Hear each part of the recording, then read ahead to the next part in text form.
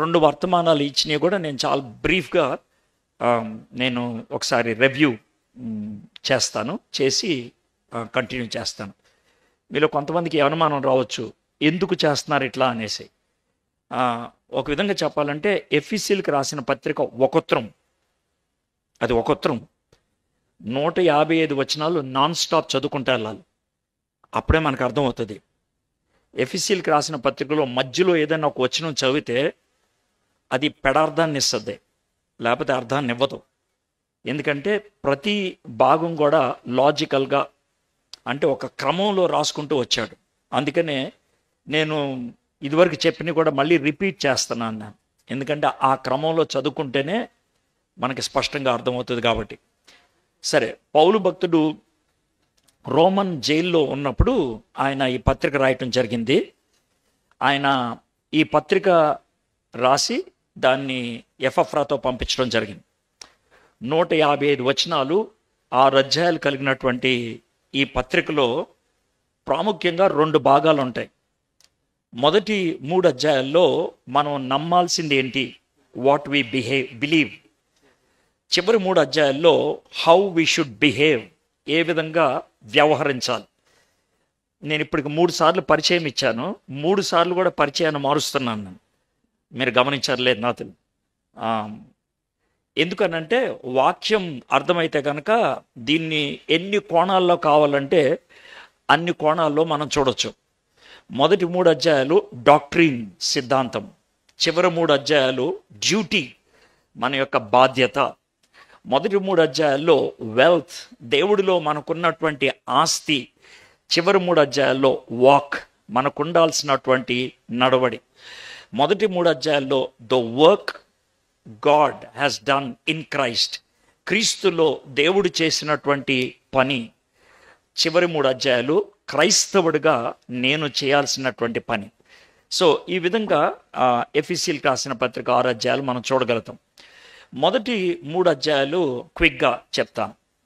పౌలు భక్తుడు సర్వసాధారణంగా ఎప్పుడు ఇంట్రడ్యూస్ చేసుకునేటట్లు పరిచయ పలుకులు మొదటి 2 వచనాలు. 3వ వచనం నుంచి 14వ వచనం దాకా స్తుతి ఆరాధన, చాలా గంభీరమైన స్తుతి ఆరాధన త్రిత్వ దేవునికి ఇచ్చాడు.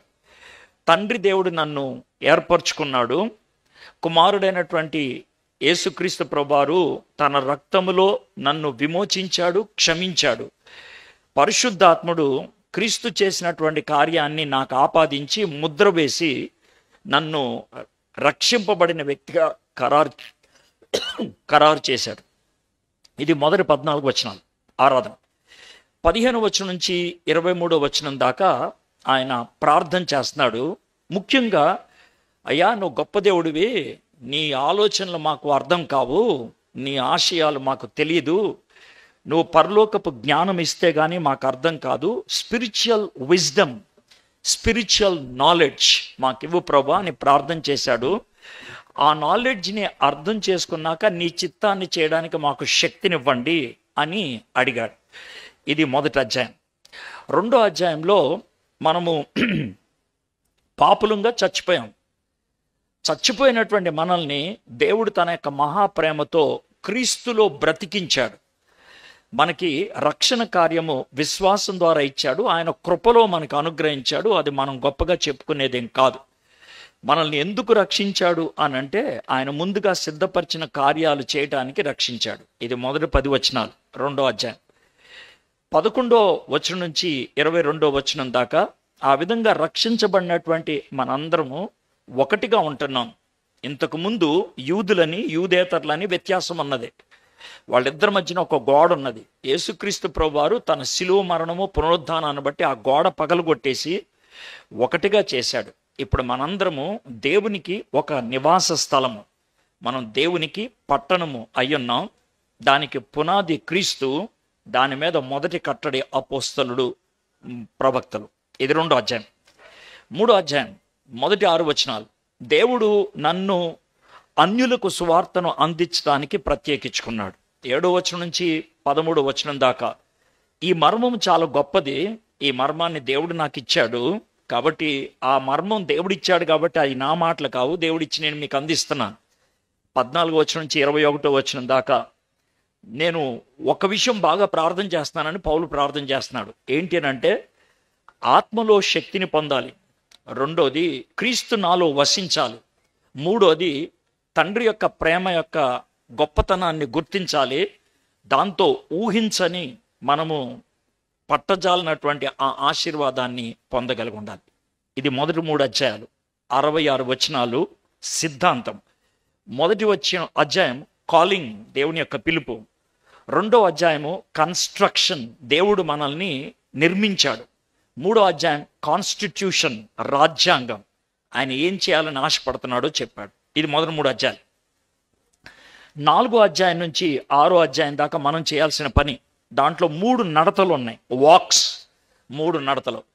4వ అధ్యాయం 1వ వచనం నుంచి 16వ వచనం దాకా దాన్నే మనం ధ్యానం చేస్తున్నాం. వాక్ ఇన్ యూనిటీ, ఐక్యతలో ఉండాలి, ఐక్యతలో నడవాలి, ఐక్యత. 4వ అధ్యాయం 17వ వచనం నుంచి 5వ అధ్యాయం 20వ వచనం దాకా వాక్ ఇన్ ప్యూరిటీ, పవిత్రతలో మనం జీవించాలి, వాక్ ఇన్ ప్యూరిటీ.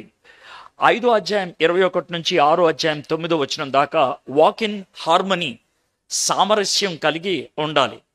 యూనిటీ ఉండాల్సింది సంఘములో, సహవాసంలో. ప్యూరిటీ ఉండాల్సింది వ్యక్తిగత జీవితాల్లో. హార్మనీ ఉండాల్సింది సంబంధాలలో. భార్యాభర్తల మధ్యన సంబంధం, గురువులు శిష్యులు, లేకపోతే గురువులు యజమానులు పనివాళ్ళకి మధ్యన సంబంధం, తల్లిదండ్రులకి పిల్లలకి మధ్యన సంబంధం. ఈ 3 కనుక బాగుంటే, యూనిటీ, ప్యూరిటీ, హార్మనీ ఉన్నట్లయితే సాతాను ముందు నిలబడి విజయం సాధించడానికి సాధ్యమవుతుంది. 6వ అధ్యాయం 10వ వచనం నుంచి 24వ వచనం దాకా. ఇది 155 వచనాలు, 66 వచనాలు సిద్ధాంతం, 89 వచనాలు మన జీవితంలో ఉండాల్సినటువంటి విషయం. ఇది ఎఫెసీయులకు రాసిన పత్రిక యొక్క పూర్తి పరిచయం. 4వ అధ్యాయం మనము వాక్ ఇన్ యూనిటీ, ఐక్యతతో ఉండటం అనే దాని గురించి మాట్లాడుకుంటూ వచ్చాం. పౌలు భక్తుడు ఏమంటున్నాడంటే, మనల్ని దేవుడు ఎందుకు పిలిచాడు, పోలీసు వాళ్ళని ఎందుకు పిలుస్తాడు? పోలీసోడుగా వ్యవహరించేటప్పుడు ఆ వ్యక్తికి ఇచ్చేటువంటి మొదటి బాధ్యత ఏంటంటే గార్డింగ్గా ఉండాలి, కాపాడాలని. ఒక వ్యక్తిని స్విమ్మర్గా పిలిస్తే వాడికి ఈత వచ్చి ఉండాలి. ఒక వ్యక్తిని కుక్కుగా పిలిస్తే వాడికి వంట వచ్చి ఉండాలి. అదేవిధంగా దేవుడు నిన్ను నన్ను పిలిచింది ఆయన పిలుపుకు తగినట్లుగా జీవించాలని. తక్కిళ్ళు వేస్తే ఓ పక్కన పిలుపు, ఇంకో పక్కన మన జీవితం ఒకటైపోవాలి, ఒక స్థాయికి రావాలి. వర్ది అంటే అది అర్థం. దేవుడు మనల్ని ఎందుకు పిలిచాడంట? 4 విషయాలు చెప్తున్నాడు. ఏంటి 4? ఎందుకు ఈ 4 అని అంటే, ఈ 4 ఉంటేనే నేను ఎందుకు పిలిచానో అది నెరవేరుతుంది అంటున్నాడు. ఎందుకు పిలిచావు ప్రభా? ఐక్యత కలిగి ఉండాలి మీరు. ఆ ఐక్యతను నేను మీకు ఇచ్చాను, అది మీరు కాపాడుకోవాలి. 4వ అధ్యాయం 1వ వచనం. కాబట్టి మీరు సమాధానమును బంధము చేత ఆత్మ కలిగించు ఐక్యమును కాపాడుకొనుట యందు శ్రద్ధ కలిగిన వారే ప్రేమతో ఒకరినొకడు సహించుడి. 4 ఉంటే కానీ దేవుడు మనకి సాధించి సంపాదించి ఆయన మనకు అనుగ్రహించినటువంటి ఐక్యతను కాపాడుకోగలుగుతాం. ఏ 4 అనంటే, మొదటిది వాక్ హంబ్లీ, సంపూర్ణ వినయముతో మనము ఉండాలి. వినయము అంటే ఉన్నది లేదని చెప్పుకోవటం కాదు, లేనిది ఉన్నదని చెప్పుకోవటం కాదు, ఉన్నదాన్ని చాలా పేలవంగా మాట్లాడటం కాదు, ఉన్నది గుర్తించి అవసరతను బట్టి జీవించడం.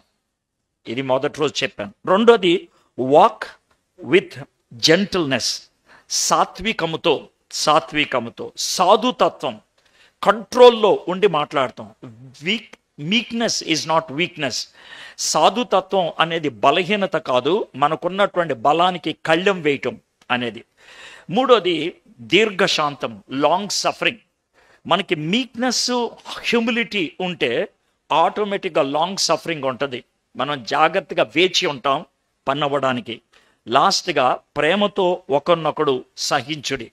ప్రేమ ఉంటే అవతల వ్యక్తి తప్పు చేసినా సహించగలుగుతాం, ప్రేమ లేకపోతే మనము సహించలేం. ఇది మొదటి వర్తమానంలో మనం చూసాం. రెండో వర్తమానంలో the origin of Christian unity. సరే, ఈ క్రైస్తవ ఐక్యత ఎక్కడి నుంచి వచ్చిందంటే 7 ఒకట్లు గురించి మాట్లాడాం. 7 ఒకట్లు. ఆ 7 ఒకట్లు 4, 5, 6 వచనాల్లో ఉన్నాయి. 4వ వచనంలో ఒక ఆయన్ని ప్రస్తావించారు, ఎవరంటే పరిశుద్ధాత్ముడు. 5వ వచనంలో ఇంకొక ఆయన్ని ప్రస్తావించారు, ఎవరంటే ప్రభు. ఈ 6వ వచనంలో ఇంకో ఆయన ప్రస్తావించారు, తండ్రి. తండ్రి కుమార పరిశుద్ధాత్మలో ఐక్యత ఉన్నది. ఆ ఐక్యత మనము కలిగి ఉండాలి. పరిశుద్ధాత్ముడు ఉన్నాడు కాబట్టి ఒక సంఘాన్ని కట్టాడు. వన్ బాడీ, ఒక శరీరము, ఒక సంఘము, ఒక పరిశుద్ధాత్ముడు. ఒక ప్రభు ఉన్నాడు కాబట్టి ఆ ఒక్క ప్రభు ఒక విశ్వాసాన్ని బట్టి, ఒక బాప్తిసం ద్వారా ఒక నిరీక్షణలోకి పిలుపునిస్తాడు. ఒక విశ్వాసాన్ని బట్టి, ఒక బాప్తిసం ద్వారా ఒక నిరీక్షణలోకి పిలుపునిస్తాడు. అది ప్రభు. ఇక 3వది, మనకున్నది ఒకే తండ్రి, మనమంతా కూడా ఒక కుటుంబం. ఇది క్రిస్టియన్ యూనిటీ యొక్క ఆరిజిన్. కాబట్టి మీరు సమాధానమైన బంధం చేత ఆత్మ కలిగించు ఐక్యమును కాపాడుకొనుటకు శ్రద్ధ కలిగి ఉండండి అని అంటున్నాడు. మనము ఇప్పుడు 7వ వచనం నుంచి 16వ వచనం దాకా మనం చూడాలి. మొత్తం అంతా నేను చూడగలుగుతాను అని అనుకోను. కాకపోతే నేను 2 టైప్స్ ఆఫ్ అవుట్లైన్స్ ఇస్తాను. 2 రకాలైనటువంటి పరిచయ పలుకులు ఇస్తాను. చివర్లో సమ్మరీలో దీనంతటి యొక్క సారాంశం ఏంటో కూడా మీకు చెప్తాను. ఓకే, ఇది నేను బైబిల్ కాలేజీలో చదువుతున్నప్పుడు నాకు రీసెర్చ్ కోసం ఇచ్చినటువంటి భాగం. 16 వచనాలు నాకు ఇవ్వలేదు. నాకు 16 వచనాలు ఇవ్వలేదు. నాకు ఇచ్చింది 7వ వచనం నుంచి 16వ వచనం దాకా ఆ వచనాలు ఇచ్చారు. మా రీసెర్చ్ పేపర్ ప్రకారం నేను 90 పేజీలు రాయాలి. 90 పేజీలు 14 రోజుల్లో రాయాలి. దేవుని కృపను బట్టి 120 పేజీలు రాయగలిగాను కేవలం ఈ 7వ వచనం నుంచి 16వ వచనం దాకా. దాంతో మీకు అర్థం అవ్వాలి, 120 పేజీలు 1 గంటన్నరలో చెప్పడం అనేది అసాధ్యం అని. కాకపోతే సారాంశాన్ని మాత్రం మీ ముందు పెట్టడానికి ఇష్టపడతాను. నాకు ఇచ్చినటువంటి ఆ భాగం ప్రొఫెసర్ గారు ఇచ్చినప్పుడు నేను ముందు కొంచెం టెన్షన్ పడ్డాను, ఇబ్బంది పడ్డాను. దాన్ని చదువుతూ ధ్యానం చేస్తూ ఉన్నప్పుడు వేరు కామెంటరీస్, చాలా విషయాలు నాకు అర్థమైనాయి. అన్నిటికంటే చాలా ప్రాముఖ్యంగా నాకు బాగా నచ్చింది ఏంటంటే 155 వచనాలు కలిగినటువంటి ఈ భాగానికి నాకు ఇచ్చినటువంటి భాగానికి ముందు 75 వచనాలు, తర్వాత 75 వచనాలు తీసేస్తే సెంటర్ భాగం నాకు ఇచ్చారు. సెంటర్ భాగం 5 వచనాల భాగం. నేను మా ప్రొఫెసర్తో చెప్పాను, ఆయన స్విట్జర్లాండ్, ఆయన డీట్రిచ్ కెంబ్లర్ అనేటువంటి ఆయన, 78 ఏళ్ళు అప్పుడు ఆయన బోధించడం, ఆయన వయసు. ఆయన 40 ఏళ్ళగా ఆయన బోధిస్తూ ఉన్నాడు. 40 ఏళ్ళుగా బోధిస్తూ ఉన్నాడు. ఆయన గ్రీక్ బైబిల్ పట్టుకొని గ్రీక్ని చదువుతూ ఇంగ్లీష్లో చెప్పేవాడు. చాలా మంచి పండితుడు. ఆయన రాసిన టెక్స్ట్ బుక్కే ఇప్పటికీ చాలామంది గ్రీక్ నేర్చుకోవడానికి వాడుతూ ఉంటారు. చాలా గొప్ప పండితుడు. ఆయనతో నేను మాట్లాడుతూ మధ్యలో, సార్ నాకు ఇచ్చినటువంటి భాగం చాలా గొప్పది అని అంటే, ఎఫీసీలకు రాసిన పత్రిక అంతా గొప్పదే అన్నాడు ఆయన. కరెక్టే సార్, నాది ఎందుకు గొప్పదో చెప్తాను సార్ అన్న. అంటే మధ్యలో మాట్లాడాలి మేము, అందుకే ఎందుకు అని అంటే 155 వచనాలు కలిగిన దాంట్లో సెంటర్ 5 వర్సెస్ నాకు వచ్చాయని అన్న. అని అంటే ఆయన కళ్ళు ఇలా పైకి పెట్టి చూశాడు. నేను అన్నాను, గ్రీకులకు ఉన్నటువంటి గొప్పతనం మీకు తెలిసిందే కదా, వాళ్ళు రాయాలనుకున్నటువంటి ప్రాముఖ్యమైన విషయం ఎండింగ్లో ఉండదు, సెంటర్లో ఉంటుంది అన్నాను. యా అన్నాడు. కాబట్టి ఎఫీసీలకు రాసిన పత్రిక దీనికోసమే అని నేను అన్నాను. ఓకే, నువ్వు అట్లాగే రాయి అని అన్నాడు. ఆయన నాకు క్లాస్ ఫస్ట్ ఇచ్చారు మార్క్స్లో. చాలా బాగా అనిపించింది. అంటే ఇది ప్రాముఖ్యం అని చెప్పడానికి నేను ఇది చెప్తున్నాను, అంతేగాని ఇంకా వేరే విషయమే కాదు. 4వ అధ్యాయం మొదటి 6 వచనాల్లో పిలుపుకు తగినట్లుగా నడవండి, వాక్ గురించి రాశారు. అది అయిపోయింది, మనం చూసాం. 7వ వచనం నుంచి 16వ వచనం దాకా ఒక చిన్న షిఫ్ట్ కనబడుతుంది. ఏంటండి షిఫ్ట్ అంటే, ఇప్పుడు ఇది వాకింగ్ కాదు, గ్రోయింగ్, ఎదగటం. అది వాకింగ్, ఇది గ్రోయింగ్. వాకింగ్ అన్నది క్యారెక్టర్ బిల్డ్ అయ్యేది మనం ఏదో ఒకటి చేయటానికి, ఏదో పని కోసం. కాబట్టి 7వ వచనం నుంచి 16వ వచనం దాకా ఆ క్యారెక్టర్నికి వచ్చావు నువ్వు, ఆ వాకింగ్ చేసుకుంటూ వచ్చావు. ఇప్పుడు నువ్వు ఎదగాలి అని ఆయన చెప్తా ఉన్నాడు. మీరు ఎఫీసీలకు రాసిన పత్రిక 4వ అధ్యాయం తీయండి. మీకు ఒక చిన్న అవుట్లైన్ మీకు ఇస్తాను, వీలైతే రాసుకోండి. ఆ చిన్న మూడు పదాలు చెప్తాను అంతే. ఆ 3 పదాలను బట్టి మీరు ఈ వచనాలు చదువుకుంటే కనుక మీకు చాలా విషయాలు తెలుస్తాయి. మొదటి 6 వచనాల్లో యూనిటీ గురించి రాశాడు. యూనిటీ అంటే ఐక్యత. యూనిటీ అంటే ఐక్యత. జాగ్రత్త. ఐక్యత అంటే ఏంటో ముందు చెప్తాను మీకు, ఆ తర్వాత ఈ 6 వచనాల గురించి మనం ధ్యానం చేద్దాం. యూనిటీ అంటే ఇప్పుడు చూడండి, ఈ ట్రైపాడ్కి 3 కాళ్ళు ఉన్నాయి. ఈ 3 కాళ్ళు ఒక పని కోసం ఉన్నాయి, ఒక కెమెరాను పట్టుకోవడానికి ఉన్నాయి. ఆ 3 కాళ్ళు ఒక పని మీద ఉన్నాయి. 3 కాళ్ళు అవి, కానీ ఒక పని మీద ఉన్నాయి. అది ఐక్యత అని అంటే. మనం వేరు వాళ్ళం అవ్వండొచ్చు, ఒక పని మీద ఉంటే ఐక్యత. ఫుట్బాల్ ఆడేవాళ్ళు 11 మంది ఉంటారు. ఈ 11 మందికి వేరు విశేషాలు ఉంటాయి, ప్రత్యేకతలు. ఒక ఆయన గోల్ దగ్గర ఉంటాడు బాల్ ఆపడానికి.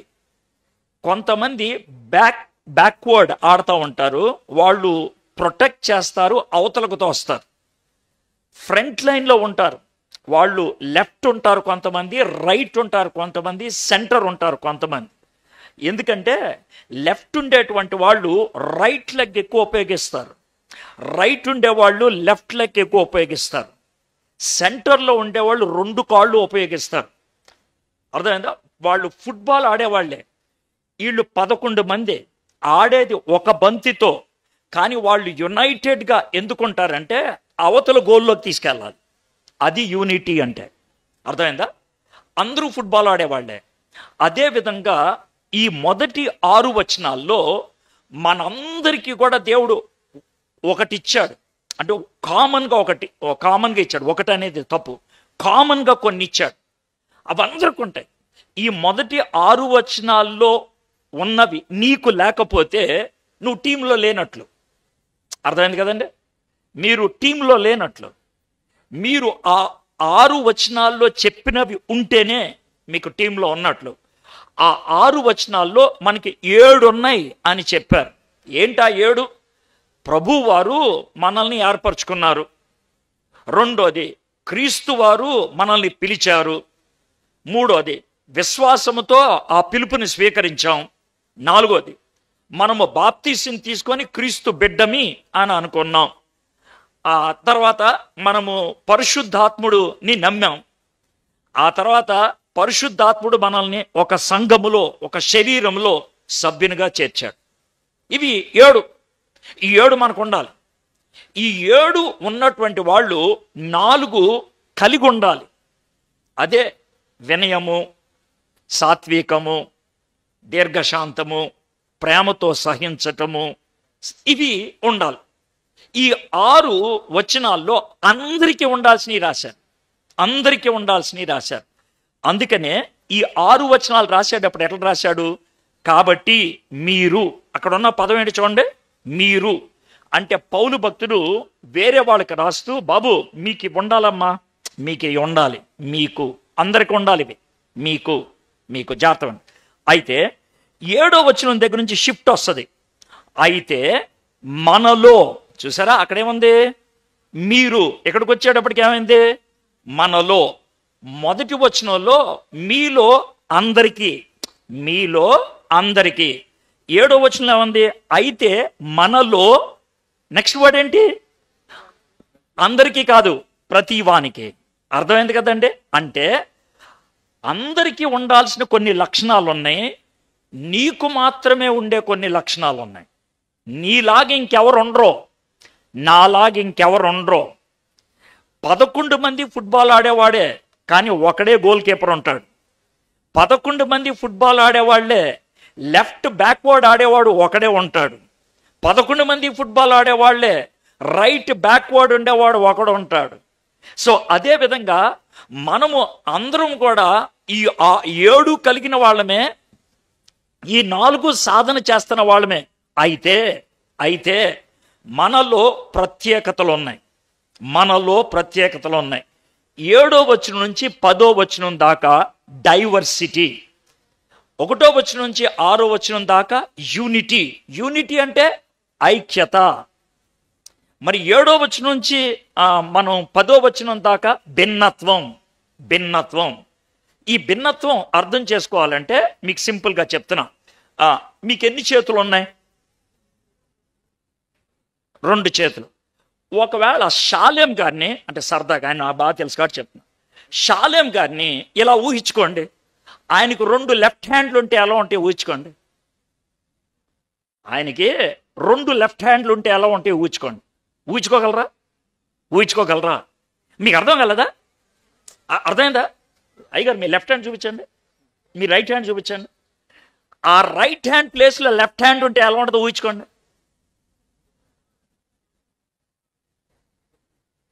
ఇప్పుడు ఆయన 2 హ్యాండ్స్ ఒకే రకంగా ఉంటాయా ఉండవా? ఉంటాయి అని చెప్పాలి, ఉండవు అని కూడా చెప్పాలి. అవునా కదా? ఉంటాయి అని చెప్పాలి, ఉండవు అని చెప్పాలి. ఉంటాయి అని ఎందుకు చెప్తామంటే 2 ఒకటే లెంగ్త్ ఉంటాయి. అర్థమైందా? Tailor left hand measurement right hand measurement ఇని అండవు, ఒకటే హ్యాండ్ మెజర్మెంట్ తీసుకుంటాడు. ఎందుకంటే 2 హ్యాండ్లకి అదే ఉంటుంది. కాబట్టి అది ఐక్యత, యూనిఫార్మిటీ. ఓకే, కానీ లెఫ్ట్ హ్యాండ్ ఎలా ఉంటుందో రైట్ హ్యాండ్ ఎలా ఉంటుందో లెఫ్ట్ హ్యాండ్ అలా ఉండదు. ఒకవేళ లెఫ్ట్ హ్యాండ్ లాగా ఇదే ఉంటే ఇలా ఉంటుంది, ఇలా మాట్లాడుకుంటే వెళ్ళాలి. మీరు నవ్వద్దు, చాలా సీరియస్గా ఉండండి.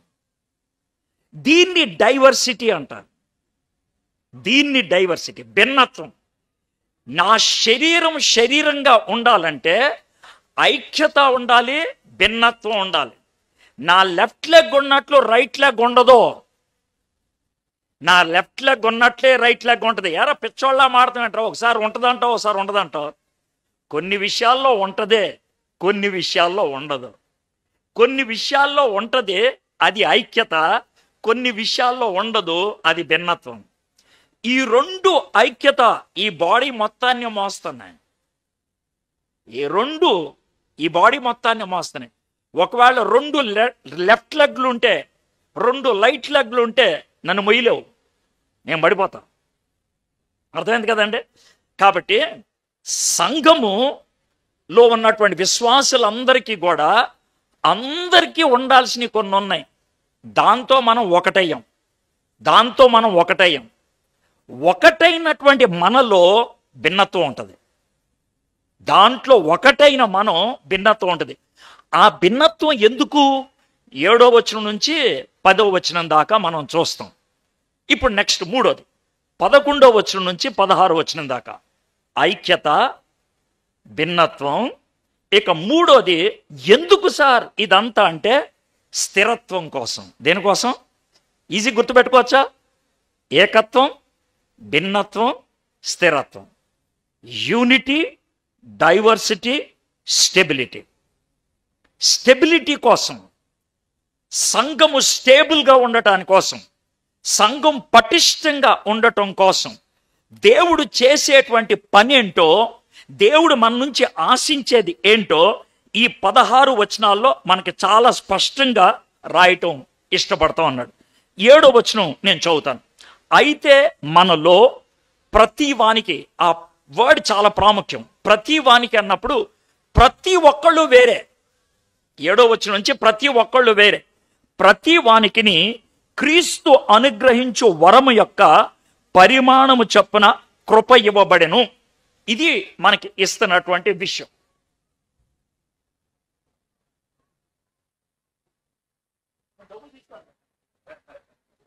డబ్బులు తీసుకోండి సార్. మళ్ళీ చదువుతున్నాను 7వ వచనం. అయితే మనలో ప్రతి వానికి క్రీస్తు అనుగ్రహించు వరము యొక్క పరిమాణము చొప్పున కృప ఇయ్యబడెను. మనందరికీ కృప ఉన్నదే. ఇది మొదటి 6 వచనాలు. మనందరికీ దేవుని కృప ఉంది. అందుకే పరిశుద్ధాత్ముడు మనలో పనిచేశాడు. అందుకే క్రీస్తు యందు విశ్వాసం ఉంచగలిగాం.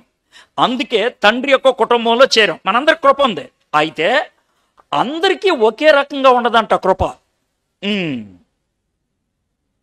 ఇది మన అర్థం. ఇప్పుడు ఇవి నీళ్లు, అర్థమైందా? ఇందుట్లో కూడా నీళ్లు పోసావనుకో, ఇందుట్లో ఏమున్నాయి అంటే నీళ్లు, ఇందుట్లో ఏమున్నాయి అంటే నీళ్లు. ఇందుట్లో నీళ్ళు ఎన్ని ఉన్నాయా? ఇందుట్లో కూడా అన్యం ఉంటాయా? ఉండవు. అర్థమైంది కదండి?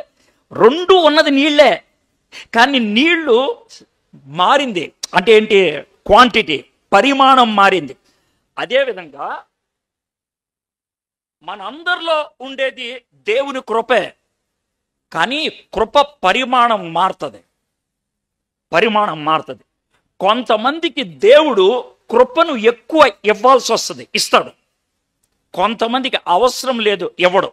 మీరు మొహం మార్చుకోవద్దు, చెప్తున్నా, దేవుడు చేసే పని, నా పని కాదు. అర్థమైందా? అయితే దేవుడు ఎంత కృపనిస్తాడంటే మనకిచ్చిన పని సరిపోయేటట్లు ఇస్తాడు. మళ్ళీ చదువుతాను 7వ వచనం. అయితే మనలో ప్రతి వానికిని క్రీస్తు అనుగ్రహించు వరము యొక్క పరిమాణము చొప్పున కృప అనుగ్రహించబడెను.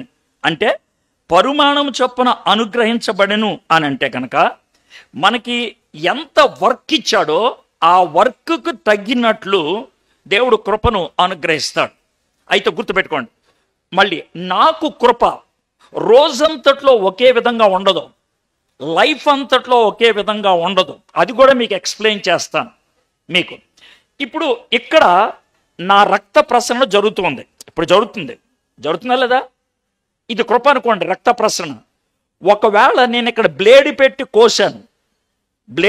కోసాను అనుకోండి, రక్త ప్రసరణ వేగం అవుతుందా, ఆగిపోద్దా?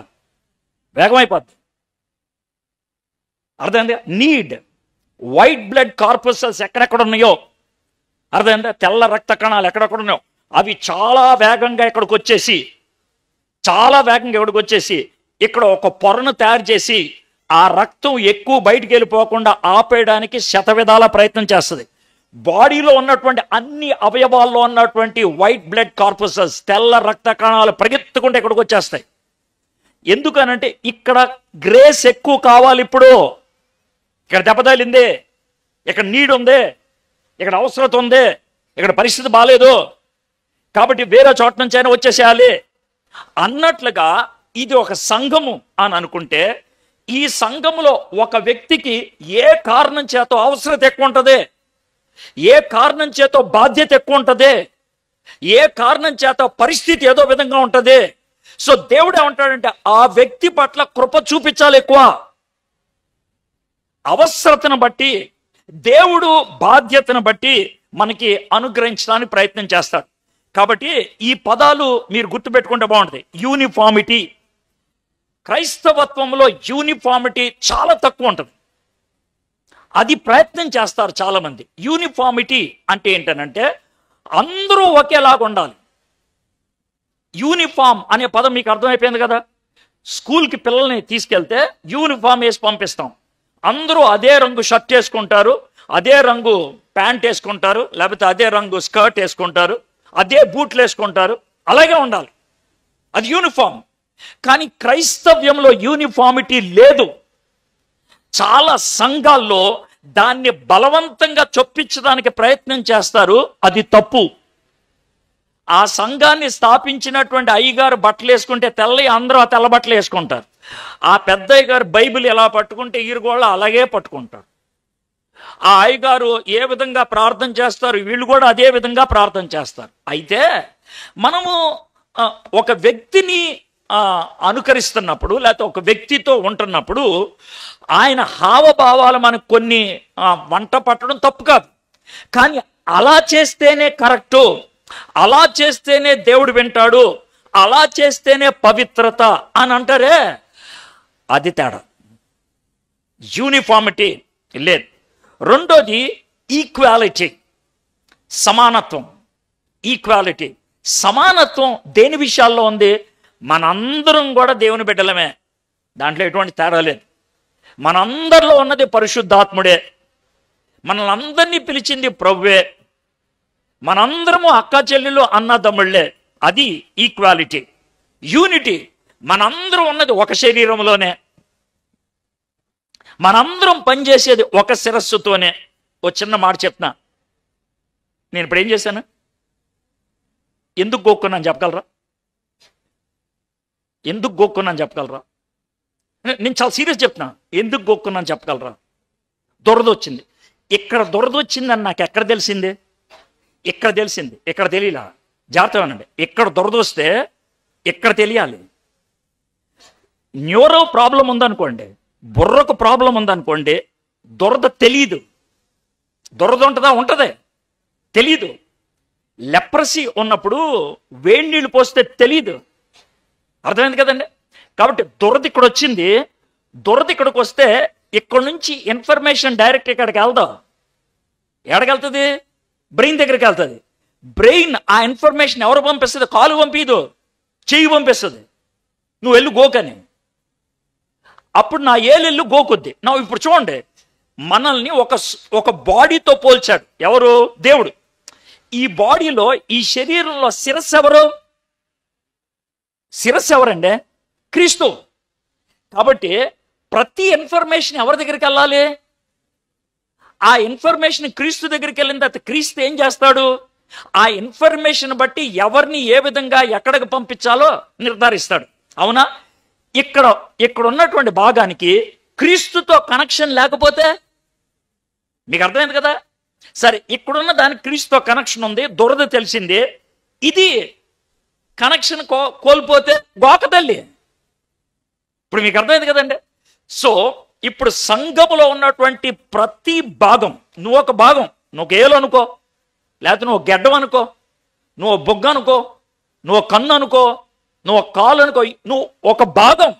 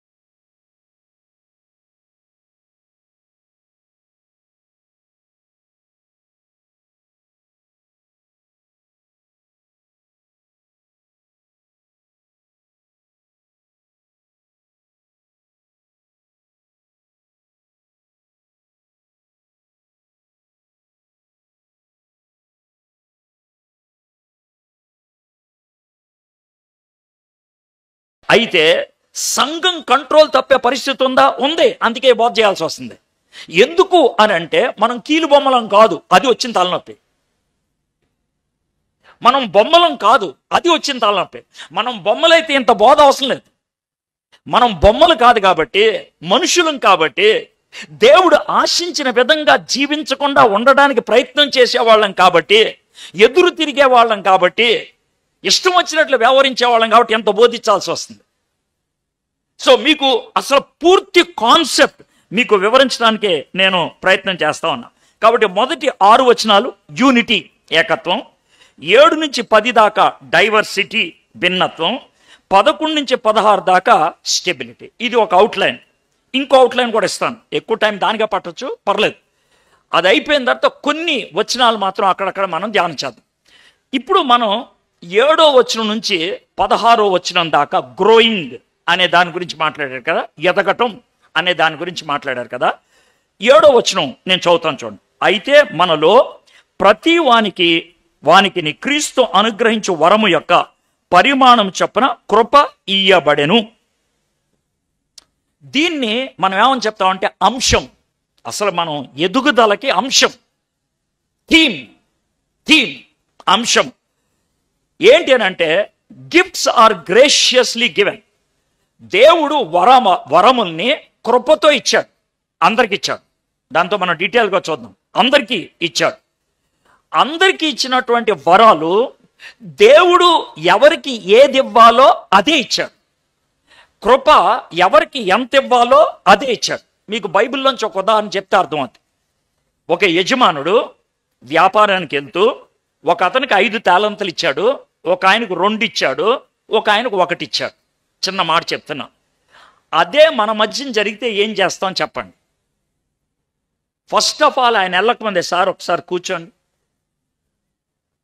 ముందు ఆయన ఒకసారి కూర్చోండి. ఏంటయ్యా సార్ కూర్చోండి సార్, కొంచెం ఒకసారి మీతో మాట్లాడాలి, మాకు ఎప్పటి నుంచో కొంచెం బాధ ఉంది, కొంచెం సీరియస్ కూర్చోండి. చెప్పండి సార్, మీరు పక్షపాతం ఎక్కువ సార్ మీకు. అదేంటయ్యా? అట్లాగా సార్, ఆడికి 5 ఇచ్చారు, నాకు 2 ఇచ్చారు, ఆడికేమో 1 ఇచ్చారు. ఏంటి సార్ ఇదేంటిది? తప్పుగా సార్, తప్పు కదా అది అంటారు. అది కాదయా. ఏది కాదు సార్, ఏది కాదు. ఈ కొట్లాడుతో ఎవడో పనిచేయడు. ఇది మనం ప్రస్తుతం చాలా అడ్వాన్స్డ్. ఆ రోజుల్లో ఒకడే పనిచేయాల, ఈ రోజుల్లో అయితే ఎవడో పనిచేయడు. 5 ఇచ్చినోడు గర్వంతో పనిచేయడు, 2 ఇచ్చినోడు పక్షపాతంతో పనిచేయడు, 1 ఇచ్చినోడు బద్ధకంతో పనిచేయడు. మన సంఘాల్లో ఉన్నది 3: గర్వము, పక్షపాతము, బద్ధకం. ఈ 3టితో ఎవడో పనిచేయడు. కానీ అప్పట్లో 2 పనిచేశాడు. అయితే చూడండి, 5ఓడికి దేవుడు కృపనిచ్చాడు, 10 చేశాడు. 2ఓడికి కృపనిచ్చాడు, 4 చేశాడు. 1ఓడికి కూడా కృపనిచ్చాడు, ఆడు పని చేస్తే ఎన్ని అయి ఉండేవి? 2 అయి ఉండేవి. అర్థమైంది కదండి? కానీ ఆడు చేయలా. సో ఇప్పుడు కామన్గా, అంటే యూనిఫామ్గా చెప్పాలంటే, అందరికీ కృప ఉందా? ఉంది. అందరికీ సేమ్ ఉందా? లేదు. అందరూ ఒకే విధంగా పనిచేస్తారా? చెయ్యరు. అందరి దగ్గర నుంచి దేవుడు ఒకే రిజల్ట్ కోరుకుంటున్నాడా? లేదు. అయితే తక్కువ ఎక్కువ ఉంటుందా? ఉండదు. మరి ఏంటి సార్ దీనికి గ్రేడింగ్ ఎలా వస్తుంది? 5కు 5 చేసిన వాడికి 100 మార్కులు, వెరీ గుడ్. 2కు 2 చేసిన వాడు, 4 చేసిన వాడికి 100 మార్కులు. అదేంటి సార్ వీడు 4 చేసి? లేదు, వాడికి ఇచ్చింది 2, 4 చేశాడు, 100. వీడికి ఇచ్చింది 5, 5కి 5 చేశాడు, 100. ఒకవేళ 5 8 చేస్తే ఆడికి 60 మార్కులు వచ్చి ఉండే. అదేం సార్ నేను 8 చేశాను? నువ్వు 8 చేయలా, నీ శాతం తగ్గింది. నీకు అర్థమైంది కదండి? శాతం. సో దేవుడు అలాగా అందరికీ వరాలు ఇస్తాడు, అందరికీ తన పరిమాణం చొప్పున ఇస్తాడు. అయితే మాస్టర్ కోరిక, మాస్టర్ ఎవరు? ఆయనకి 5 ఎందుకు ఇచ్చావు, వీడికి 2 ఎందుకు ఇచ్చావు, వీడికి 1 ఎందుకు? ఈ పాస్టర్లకు ఉండేటువంటి బాధ ఏంటో చెప్తాను నేను ఎలాంటి మీటింగ్లో. అర్థమైందా? పాట పాడటం రాదు, నేను పాడతానంటారు. ఈయన అంటే కనుక అంతు చూస్తారు, ఇస్తే మనందరం అంతం అయిపోతాం. ఏం బాబు, అంతే కదా? ఇక్కడ పాడతామంటే ఆ డప్పులు కొట్టే వాళ్ళకి ఎటు కొట్టాలో అర్థం కాదు. అర్థమైందా? వాళ్ళ తిప్పలు మనం చూడొచ్చు. అప్పుడు వాళ్ళిద్దరూ ఒకరి ముఖాల్లో ఒకరు చూసుకొని కొడతా ఉంటారు. మళ్ళీ ఏమన్నా నవ్వు బయటపడితే అది ఇంకో తలనొప్పి. ఇది వచ్చిందండి తలనొప్పి. అంటే ఏంటంటే, నీ వరమేంటో నువ్వు గుర్తించలేకపోవటం, నీ పిలుపేంటో నువ్వు గుర్తించలేకపోతాం. ప్రతి దాంట్లో నేనుండ యూనిఫామిటీ కోరుకోవడం. వాళ్ళు పాడారు, నేను కూడా పాడతా.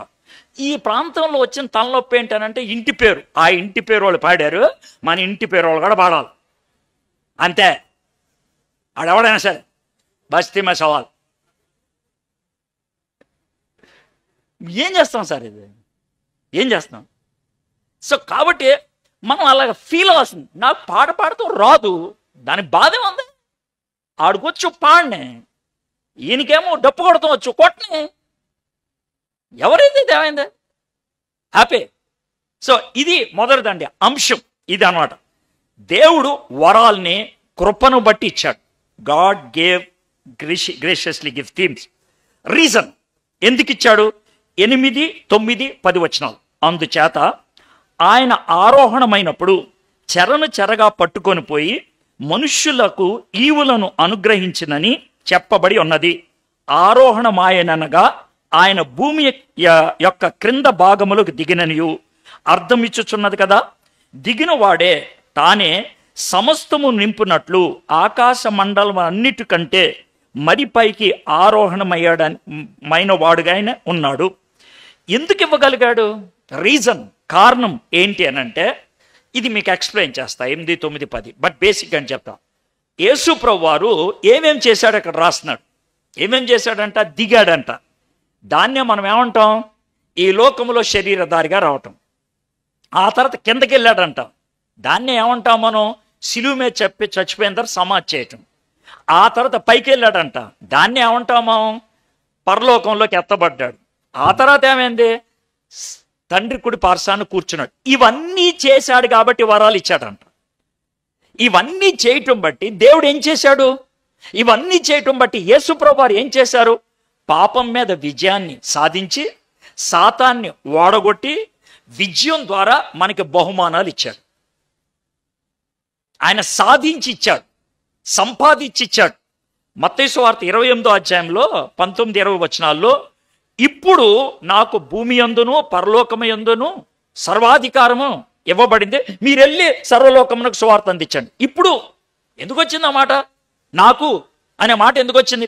శిలువ మరణం ద్వారా, పునరుద్ధానం ద్వారా, ఆయన పరలోకమునకు ఎత్తబడటం ద్వారా అన్నిటి మీద విజయాన్ని సాధించాడు ఆయన.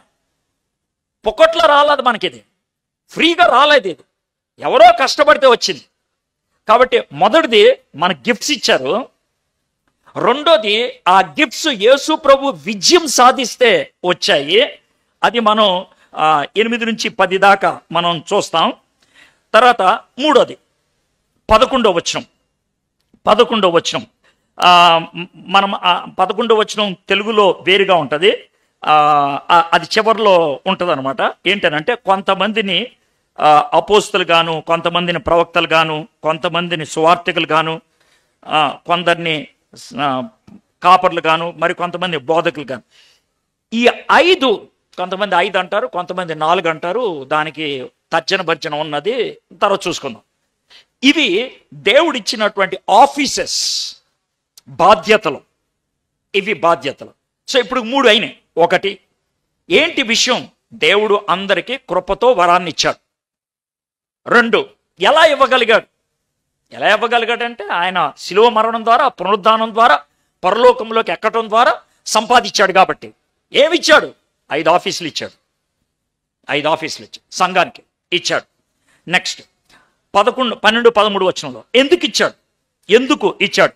మనమందరము విశ్వాస విషయంలోను దేవుని కుమారుని గూర్చిన జ్ఞానము విషయములోను ఏకత్వము పొంది సంపూర్ణ పురుషుల మగు వరకు, అనగా క్రీస్తునకు కలిగిన సంపూర్ణతకు సమానమైన సంపూర్ణత కలుగు వరకు ఆయన ఈలాగు నియమించెను.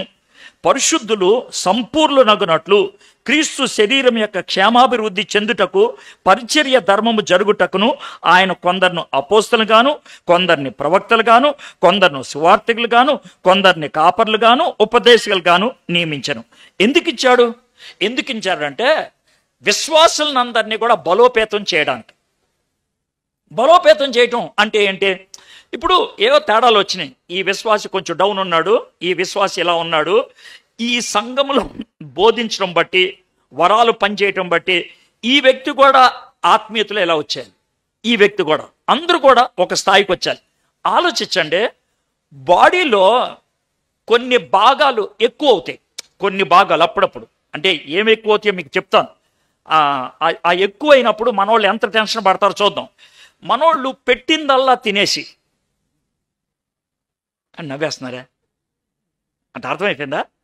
అర్థమైపోయిందా? పెట్టిందల్లా తినేసి పని పాట లేకుండా ఉంటే బాడీలో ఒక పార్టే పెరుగుతూ ఉంటుంది. అర్థమైంది కదా? సో అంటే అర్థం ఏంటంటే బాడీలో కొవ్వంతా ఒక చోట చేరుతుంది. ఒకవేళ కనుక ఎక్సర్సైజ్ చేసినట్లయితే పొట్టెందుకు తగ్గుద్దో తెలుసా? కొవ్వు మిగిలిన భాగాలకు వెళ్ళిందనమాట. అర్థమైందా? సంఘములో జరగాల్సిందే అది.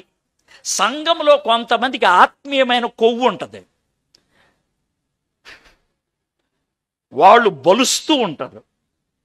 కొంతమంది పేదరికంలో ఉంటారు, ఆత్మీయంగా వాళ్ళు ఎండిపోతూ ఉంటారు. సో దేవుని కోరిక ఏంటనంటే ఈ ఎండిపోయేవాడు బలం పొందాలి, ఈ బలిసిన వాడు మామూలు అవ్వాలి. మీకు క్లారిటీ వచ్చిందా ఇప్పుడు? సో ప్రతి ఒక్కరూ కూడా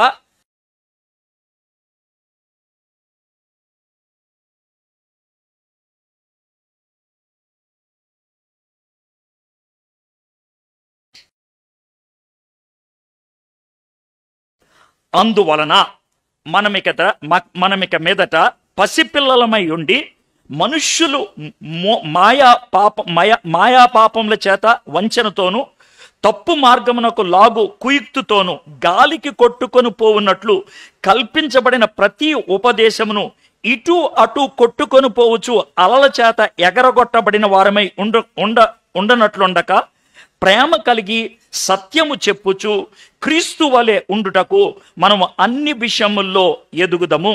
ఆయన శిరస్సై ఉన్నాడు.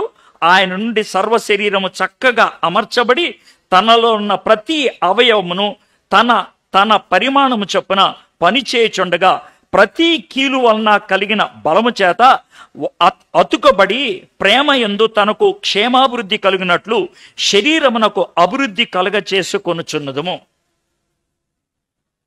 ఇది ఇంటెన్షన్. అంటే భాగంలో శరీరంలో ఉన్నటువంటి ప్రతి భాగం కూడా బలం పొందుకుంటే అప్పుడు ఏమవుద్దంటే ఎలాంటి అటాక్ వచ్చినా కూడా శరీరం అంతా కూడా రెడీ అయిపోతుంది. మనకి గాలి తుఫాన్లు వస్తాయి కానీ సంఘం కొట్టుకుపోదు. ఎందుకనంటే శరీరంలో ఉన్నటువంటి ప్రతి భాగం కూడా ఎదుర్కోవడానికి సిద్ధపడింది. నాకు చివరిలో ఈ మాట బాగా నచ్చింది, అది మళ్ళీ మీకు చెప్తాను. ఆయన శిరస్సై ఉన్నాడు.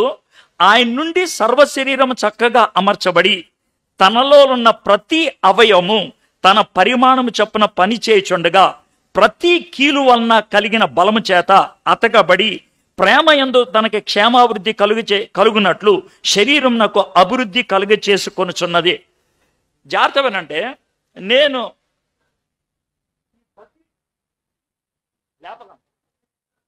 ఈ బకెట్ లేపగలను. ఇంతకంటే ఎక్కువ బరువు నేను లేపితే నాకు బాధ ఉంటుంది, నాకు నొప్పి ఉంటుంది. ఎందుకో చెప్తాను. నాకు సమస్య ఉంది చెప్తా. అది చెప్పడం బట్టి మీకు బాగా స్పష్టంగా అర్థం. ఓసారి ఓల్వో బస్సులో వెళ్తున్నా. విజయవాడలో దిగాలి. నేను పడుకొని ఉన్నా. బెంగళూరు నుంచి వస్తా.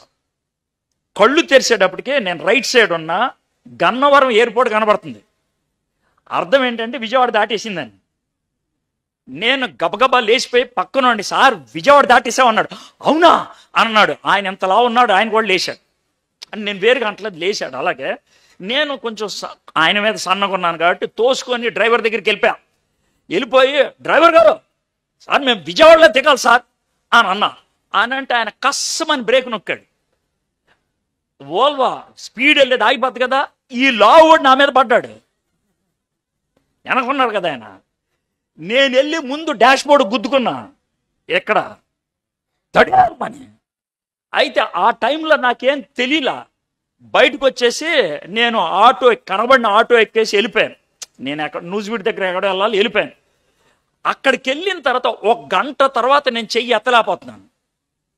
నేను డాక్టర్ దగ్గరికి వెళ్ళాను. డాక్టర్ దగ్గరికి వెళ్తే ఆయన ఏదో నొప్పిపోయే ఇంజెక్షన్ ఇచ్చేశాడు. ఆ రోజు ప్రసంగం చేస్తాను, అయిపోయింది. తర్వాత రోజు నొప్పి వస్తుందేమో అని ట్యాబ్లెట్లు ఇచ్చాడు. 2-3 రోజులు నొప్పులు పోవడానికి ట్యాబ్లెట్లు వేసుకున్నా. నొప్పి పోయింది. వారం రోజుల తర్వాత నొప్పి ఎక్కువైంది. ఇక్కడ కొంచెం ఉబ్బింది. నేను అప్పటికి బెంగళూరు వెళ్ళిపోయాను. నా భార్య హాస్పిటల్కి తీసుకెళ్ళింది. బెంగళూరు బ్యాప్టిస్ట్ హాస్పిటల్ చాలా పెద్దది. వెల్లూరు సిఎంసి వాళ్ళ బ్రాంచ్. అందుట్లో డాక్టర్లు నాకు మంచి దోస్తులు ఉన్నారు. సో వాళ్ళు నన్ను తీసుకెళ్ళి ఎక్స్పర్ట్స్తో చూపించి ఎక్స్రే తీపిచ్చారు. అయితే ఆయన నాకు బాగా దోస్తు కాబట్టి ఎవరో డాక్టర్, ఆయన మాట్లాడిన తీరు చెప్తాను, బాగుంటుంది. నా భార్యని నన్ను కూర్చోపెట్టి, అమ్మా ఇలాగ మొదలు పెట్టాడు. అండి చెప్పండి అన్నది. అమ్మా, అడవిలో కోతులు చెట్లు దూకుతాయి అమ్మా, ఇలాగ మొదలు పెట్టాడు ఆయన. అప్పుడప్పుడు ఎముకలు కొన్ని ఇరుగుతాయి అమ్మా, కొన్ని రోజులు నొప్పి అనిపిస్తుంది, ఆ తర్వాత అలాగే అయిపోద్దమ్మా అన్నాను. నా భార్యకి ఏం అర్థం కాల. అప్పుడు నా ఇంక చూసిన, అట్లా కాదమ్మా, మీ ఆయనకి ఎక్కడ ఒక ఎముక ఇరిగిపోయింది, అది పైకి లేచిపోయింది. ఇక్కడ ఉండే ఈ కనెక్షన్ ఉంటుంది కదా, తెగి పైకి వచ్చేసింది. వారం రోజులు అయింది కదా, ఇప్పుడు ఇంకా అతుక్కోదు అది. ఇక అంతే సార్ అంటే ఇది కొంచెం పైకి వచ్చినట్లు ఉంటుంది అంతే, ఇంకేం చేయలేం సార్. ఇంకేం అవ్వదమ్మా, అయిపోయింది అంతే. అయితే ఒక్క సమస్య, ఈ చేత్తో ఒక స్థాయి బరువు దాటితే ఎత్తలేడు ఆయన. ఏనంటే ఆ బరువు ఇది మొయ్యాలి కదా, ఇది లేదు. ఇక్కడి నుంచి ఇక్కడ దాకా ఎంత మొయ్యగలదో అంతే మోస్తుంది, అంతకంటే ఎక్కువ మొయ్యలేదు. నీకు అర్థమైందా? నేను ఎందుకని ఈ మాట చెప్పానంటే, మోసేది ఈ చెయ్యి అయినా మోసేది పూర్తి బాడీ అనే విషయం గుర్తుపెట్టుకోవాలి. మోసేది పూర్తి బాడీ. సంఘములో ఒకళ్ళ మీద అటాక్ వచ్చినా, ఒక కుటుంబం మీద అటాక్ వచ్చినా, ఒక వర్గం మీద అటాక్ వచ్చినా, ఒక వంశం మీద అటాక్ వచ్చినా, సంఘము కలిసి ఉండకపోతే ఆ అటాక్లో ఓడిపోతారు. మీకు అర్థమైంది ఇప్పుడు? ఎందుకంటే సంఘములో ఉన్నటువంటి ప్రతి భాగము ఒకదాంతో ఒకటి కనెక్ట్ అయి ఉండాలా, అప్పుడే శరీరం పూర్తిగా వర్క్ అవుద్ది. కనెక్షన్ లేకపోతే వర్క్ అవదు. అంటే ఒకటేంటంటే, ఈ చెయ్యి ఒకవేళ చేతకాక బరువు ఎక్కువ మోసాను అనుకోండి, నొప్పి ఉంటుంది, బాధ ఉంటుంది, ఇంకా ఎక్కువైతే ఇరువుడు పడిపోద్ది. అంతకంటే ఇంకేం చేయలేం. సేమ్ మన సంఘములో ఒక వర్గం పడిపోయింది, ఒక కుటుంబం పడిపోయింది, ఒక ఇంటి పేరు వాళ్ళు పడిపోయారు అంటే అర్థం ఏంటి? వాళ్ళదిగా తప్పు, మనందరిదే. మనము ఆ పరిస్థితికి చెయ్యాల్సిన పని చేయలేదు.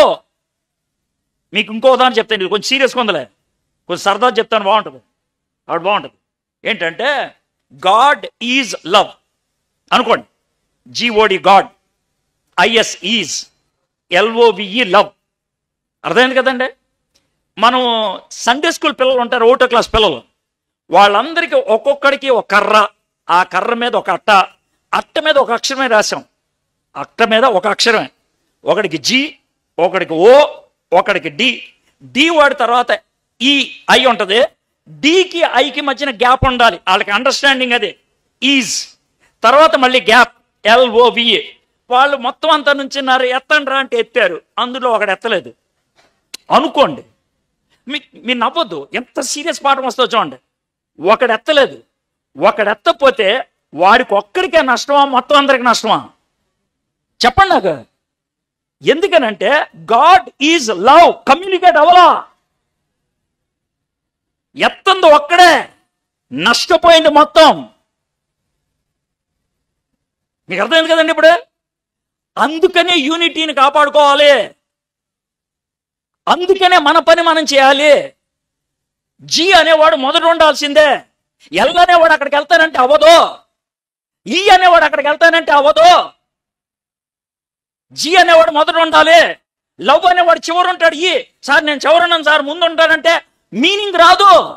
మన చర్చిల్లో గొడవలు ఇయ్యే. ఏం సార్ కరెక్టేనా? సో దేవుడు ఏమంటాడంటే, G మొదట ఉండాలరా, E చివరు ఉండాలరా, IS మధ్యలో ఉండాలరా, అంతే.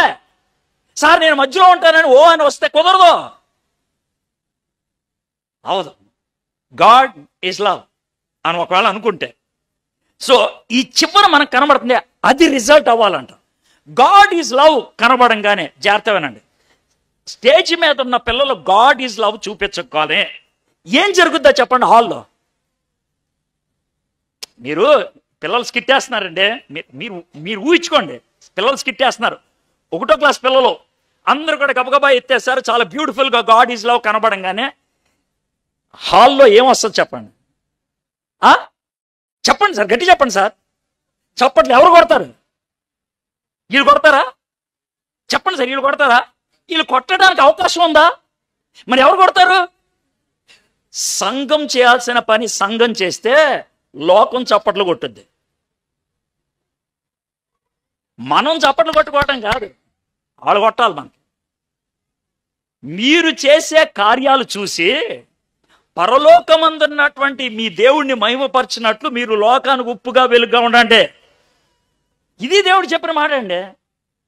ఇంత సింపుల్గా చెప్తున్నాం, మీకు అర్థం చేసుకోండి. చప్పట్లు కొట్టాల్సింది లోకం, ఆ చప్పట్లు కొట్టేటట్లు చేయాల్సింది మనం. అది చేయాలంటే కనుక యూనిటీ ఉండాలి, మనందరం ఒకటే గేమ్ ఆడుతున్నాం.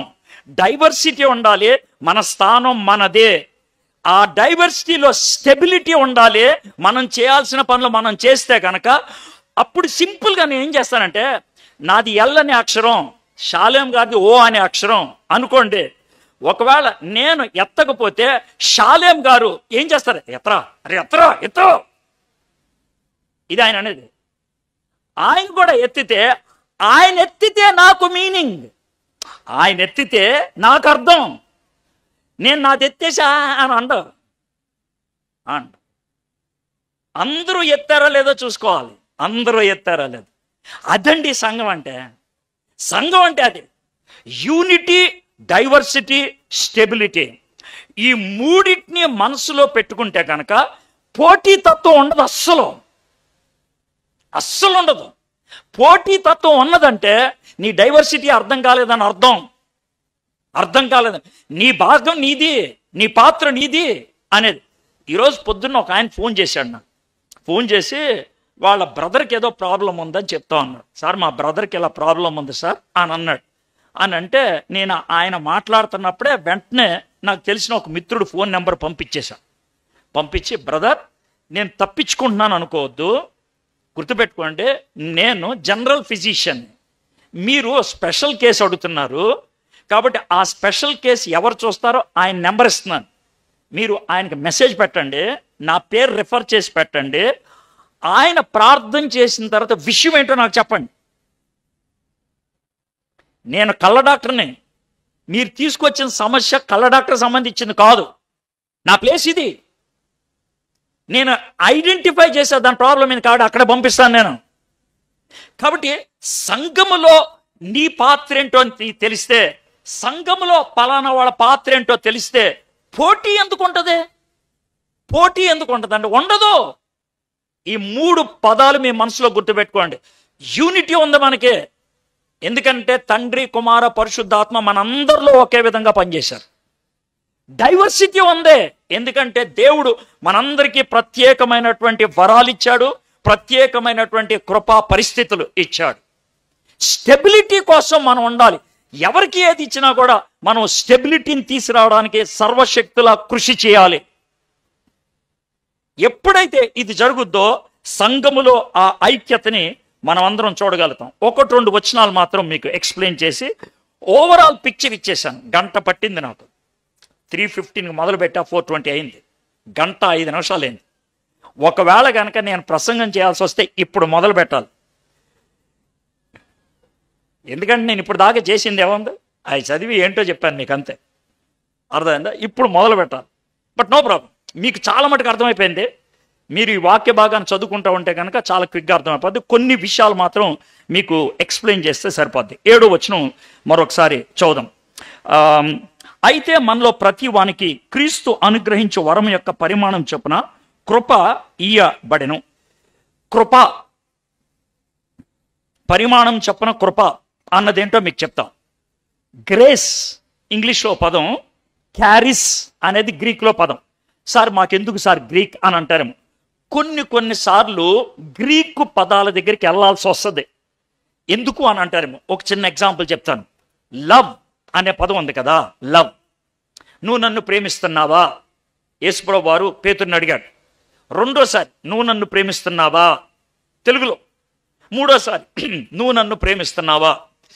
కేవలము తెలుగులో చదివితే యేసుప్రభువు ఆయన పిచ్చాడా 3 సార్లు అడిగాడు అనుకుంటాం. కానీ గ్రీకు బైబిల్ చదివితే 3 సార్లు ఒకటే అడగల. 3 సార్లు ఒకటే అడగల. మొదటిసారి అగాపే అన్నాడు, రెండోసారి ఫిలియో అన్నాడు, మూడోసారి ఫిలియో అన్నాడు. మనకు వచ్చిన కర్మ ఏంటంటే అగాపే అన్న, ఫిలియో అన్న, ఇరాస్ అన్న, స్కార్జే అన్న తెలుగులో ఒకటే పదం రాస్తాం, ప్రేమ అని. అర్థమైందా? ఐ లవ్ యూ అని అమ్మతో అంటాడు, ఐ లవ్ యూ అని రోడ్డు మీద వెళ్ళి అమ్మాయితో కూడా అంటాడు. 2 కూడా ఐ లవ్ యూఏ. కానీ భావం తెలుసు. అమ్మతో అంటాడు, చెల్లితో అంటాడు, బయట రోడ్డు మీద వెళ్ళి అమ్మాయితో కూడా అంటాడు. 3 లవ్లు ఒకటేనా? తెలుగులోకి వచ్చేప్పటికి ప్రేమే, కానీ గ్రీకు భాషలోకి వచ్చేప్పటికి వేరుగా ఉంటుంది. అమ్మతో అనేటప్పుడు స్కార్జే అంటాడు, చెల్లితో అన్నప్పుడు ఫిలియో అంటాడు, రోడ్డు మీద వెళ్ళి అమ్మాయితో చూసినప్పుడు ఇరాస్ అంటాడు. అదే పరలోకంలో తండ్రి వైపు చూసి తండ్రి ఐ లవ్ యూ అంటే అది అగాపే. 4 తెలుగులోకి వచ్చేప్పటికి లవ్వే. అప్పుడు మనకు క్లారిటీ రాదు. ఇక్కడ క్లారిటీ రాని పదంగా ఉంది. అందుకనే మీకు గ్రీకులో పదం ఏంటో చెప్పాను, క్యారిస్ అనేది.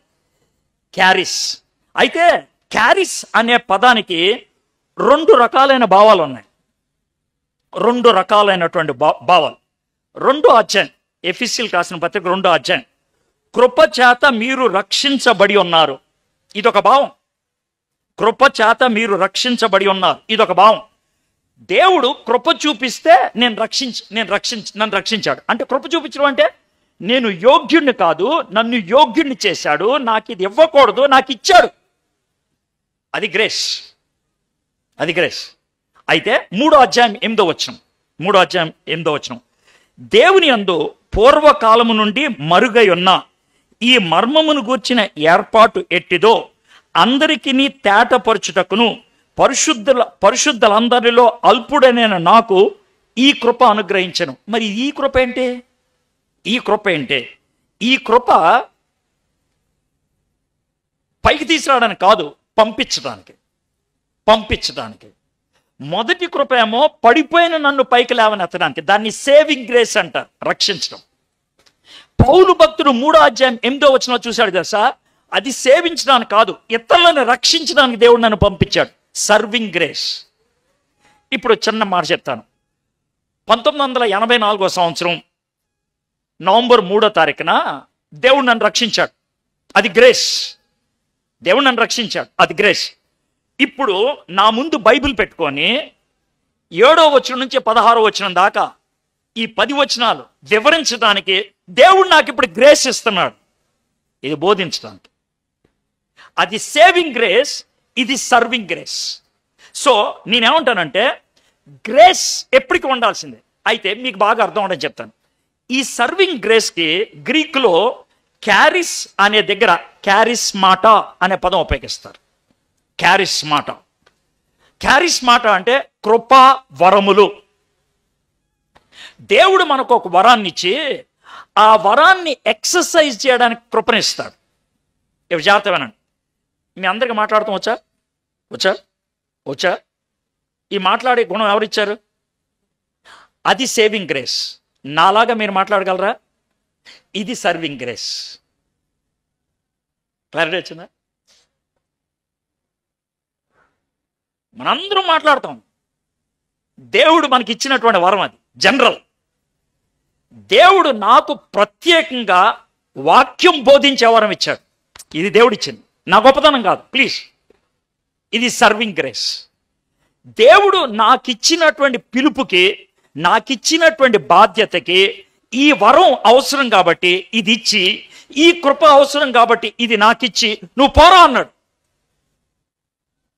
అయితే ఇది నాకు ఎలా చేశాడో మీ అందరికీ కూడా దేవుడు ఇచ్చాడు. మీ అందరికీ దేవుడు మనందరికీ వరాలు ఇస్తాడు, మనందరికీ కూడా కృపను ఇస్తాడు. గుర్తించాల్సినటువంటి బాధ్యత మంది. అది ఎలా ఉంటుందనంటే రాత్రిపూట కొన్నిసార్లు జరుగుతూ ఉంటుంది. రాత్రిపూట ఎలా అంటే పగలు వీపు మీద దురద పట్టింది అనుకోండి, ఏం చేస్తాం? గబగబా గోకేసుకుంటాం.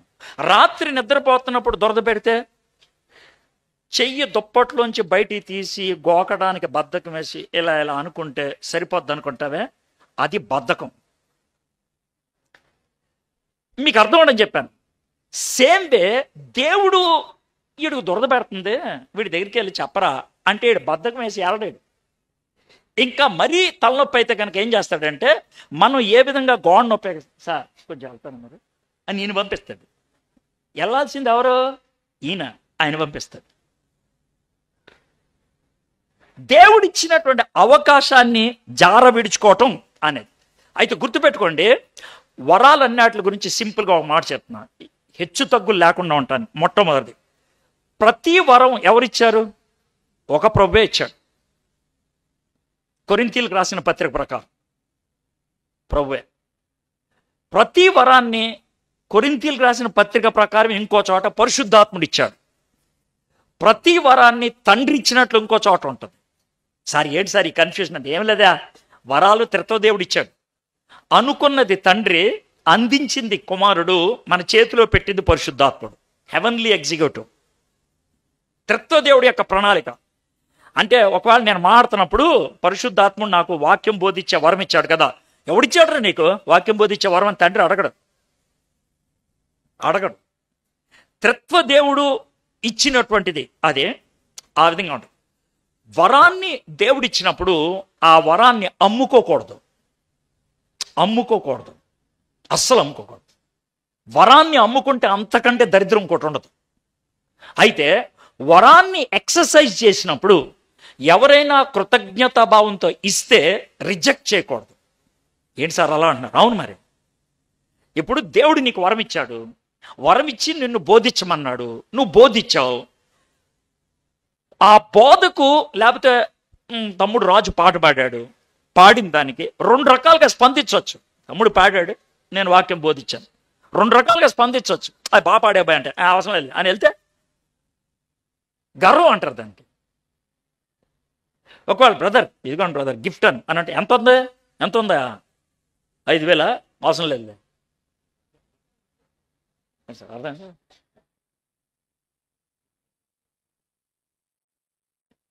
మొన్నసారి జరిగింది నా ఎదురుగానే ఓ సేవకుడు, ఆయన పాపం ఎదుట ఆయన అప్పుడే తెలిసింది ఆయన సేవకుడని, జోబులో పెట్టి గబగబా ఎంత వచ్చిందేమో తీసుకొచ్చి చేస్తామంటే వద్దన్నాను అన్నాడు. అంటే నా ముందు ఆయన జోబులో కెలుక్కొని ఇచ్చాడు కదా, అందుకు వద్దన్నానంటే నువ్వు ఎంత దుర్మార్గుడో తెలుసా అన్న. అన్నాడు, నువ్వు ఏలియా అనుకో, కాకి తీసుకొచ్చి మాంసం ఇచ్చింది అనుకో, కాకి తెచ్చింది నేను తిన్నాను అంటే ఏమైంది? అది సచ్చుండేవాడు కదా. ఇప్పుడు దేవుడు ఎవరితోనైనా పంపించవచ్చండి. ఆశించొద్దు, అడగొద్దు, దాన్ని వ్యతిరేకించి వదిలేయొద్దు. తీసుకో, దేవుడిచ్చాడు, హ్యాపీ. సో ఆ అండర్స్టాండింగ్ ఉన్నప్పుడు పెద్ద ఫీలింగ్ మనకేమీ ఉండదు. అది మనం గుర్తించాల్సింది. ఇది వరాల గురించి అయినటువంటి విషయం. 8వ వచనం చూద్దాం. 8వ వచనం, అందుచేత ఆయన ఆరోహణమైనప్పుడు చెరగా పట్టుకొని పోయి మనుషులకు ఈవులను అనుగ్రహించినని నేను కావాలని ఆగా. ఏమనుంది? బైబిల్లో ఎక్కడైనా చెప్పబడి ఉన్నది అని చూసారా మీరు? ఎక్కడైనా పాత నిబంధనను కోట్ చేస్తే ఏమని రాస్తారు తెలుసా? రాయబడి ఉన్నది అన్నది. కానీ ఇక్కడ ఏముంది? చెప్పబడి ఉన్నది. అసలు ఎందుకు అట్లాగా అన్నారంటే, మనకి కీర్తనలు 68:18 చదివిన తర్వాత, చదివిన తర్వాత ఇది చదివితే కొంచెం అలాగే ఉందే, కొంచెం తేడా ఉందే అని అనిపిస్తుంది. కొంచెం అలాగే ఉందే, కొంచెం తేడా ఉందే అని అనిపిస్తుంది. ఏంటి సార్ అలాగే ఉందంటే, అక్కడ కూడా ఎవరో కిందకు వచ్చారు, అక్కడ కూడా ఇక్కడ నుంచి ఎవరో కింద నుంచి పైకి వెళ్ళారు, ఎక్కడ కూడా పైనుంచి ఎవరో వచ్చారు, కింద నుంచి పైకి వెళ్ళారు. సేమ్ బాగానే ఉంది. తేడా ఉంది, అక్కడున్న ఆయన వచ్చిన ఆయన తీసుకున్నాడు, ఇక్కడున్న ఆయన ఇచ్చాడు. అది తేడా. ఆడు తీసుకున్నాడు, ఇచ్చాడు. సో పౌలు భక్తుడు ఏం చేస్తున్నాడంటే, కీర్తనలు 68:18 కోట్ చేయట్లా. కోట్ అంటే సేమ్ ఏదో అది ఉండాలి. అక్కడున్న భావాన్ని తీసుకొని ఇక్కడ పెట్టాడు. తీసుకొచ్చి ఇక్కడ పెట్టాడు. మోషే సీనాయి కొండ మీద ధర్మశాస్త్రాన్ని ఇచ్చాడు. యేసు ప్రభువారు మనకు పరిశుద్ధాత్ముని ఇచ్చాడు. ఆయన విజయం సాధించిన తర్వాత శత్రువులు దగ్గర నుంచి దాన్ని ఏమంటారు, ప్లండర్, తెలుగు దోపు, సొమ్ము తీసుకొని వెళ్ళిపోతాడు. కానీ ఇక్కడేం చేశాడంటే, ఆయన విజయాన్ని సాధించి మనకు గిఫ్ట్స్ ఇచ్చి వెళ్ళాడు. సో డైరెక్ట్గా కోట్ చేయటం కాదు, దాంట్లో ఉన్నటువంటి భావాన్ని తీసుకున్నాడు. అందుకనే చెప్పబడెను అనేటువంటి మాట ఆయన ప్రస్తావించడం జరిగింది. ఈయన ఎక్కడి నుంచి తీసుకున్నాడంటే, డైరెక్ట్గా బైబిల్లోంచి తీసుకోకుండా యూదులకి జాగ్రత్తగా, మనకి ఎలాగ బైబిల్తో పాటు కామెంట్రీస్ ఉంటాయో యూదులకు కూడా కామెంటరీ ఉంటుంది. ఆ కామెంటరీని తార్గం అంటారు. ఏమంటారు? తార్గం. ఊరినే నేర్చుకోండి, ఏమంటారు దాన్ని? తార్గంలోంచి తీసుకున్నాడు.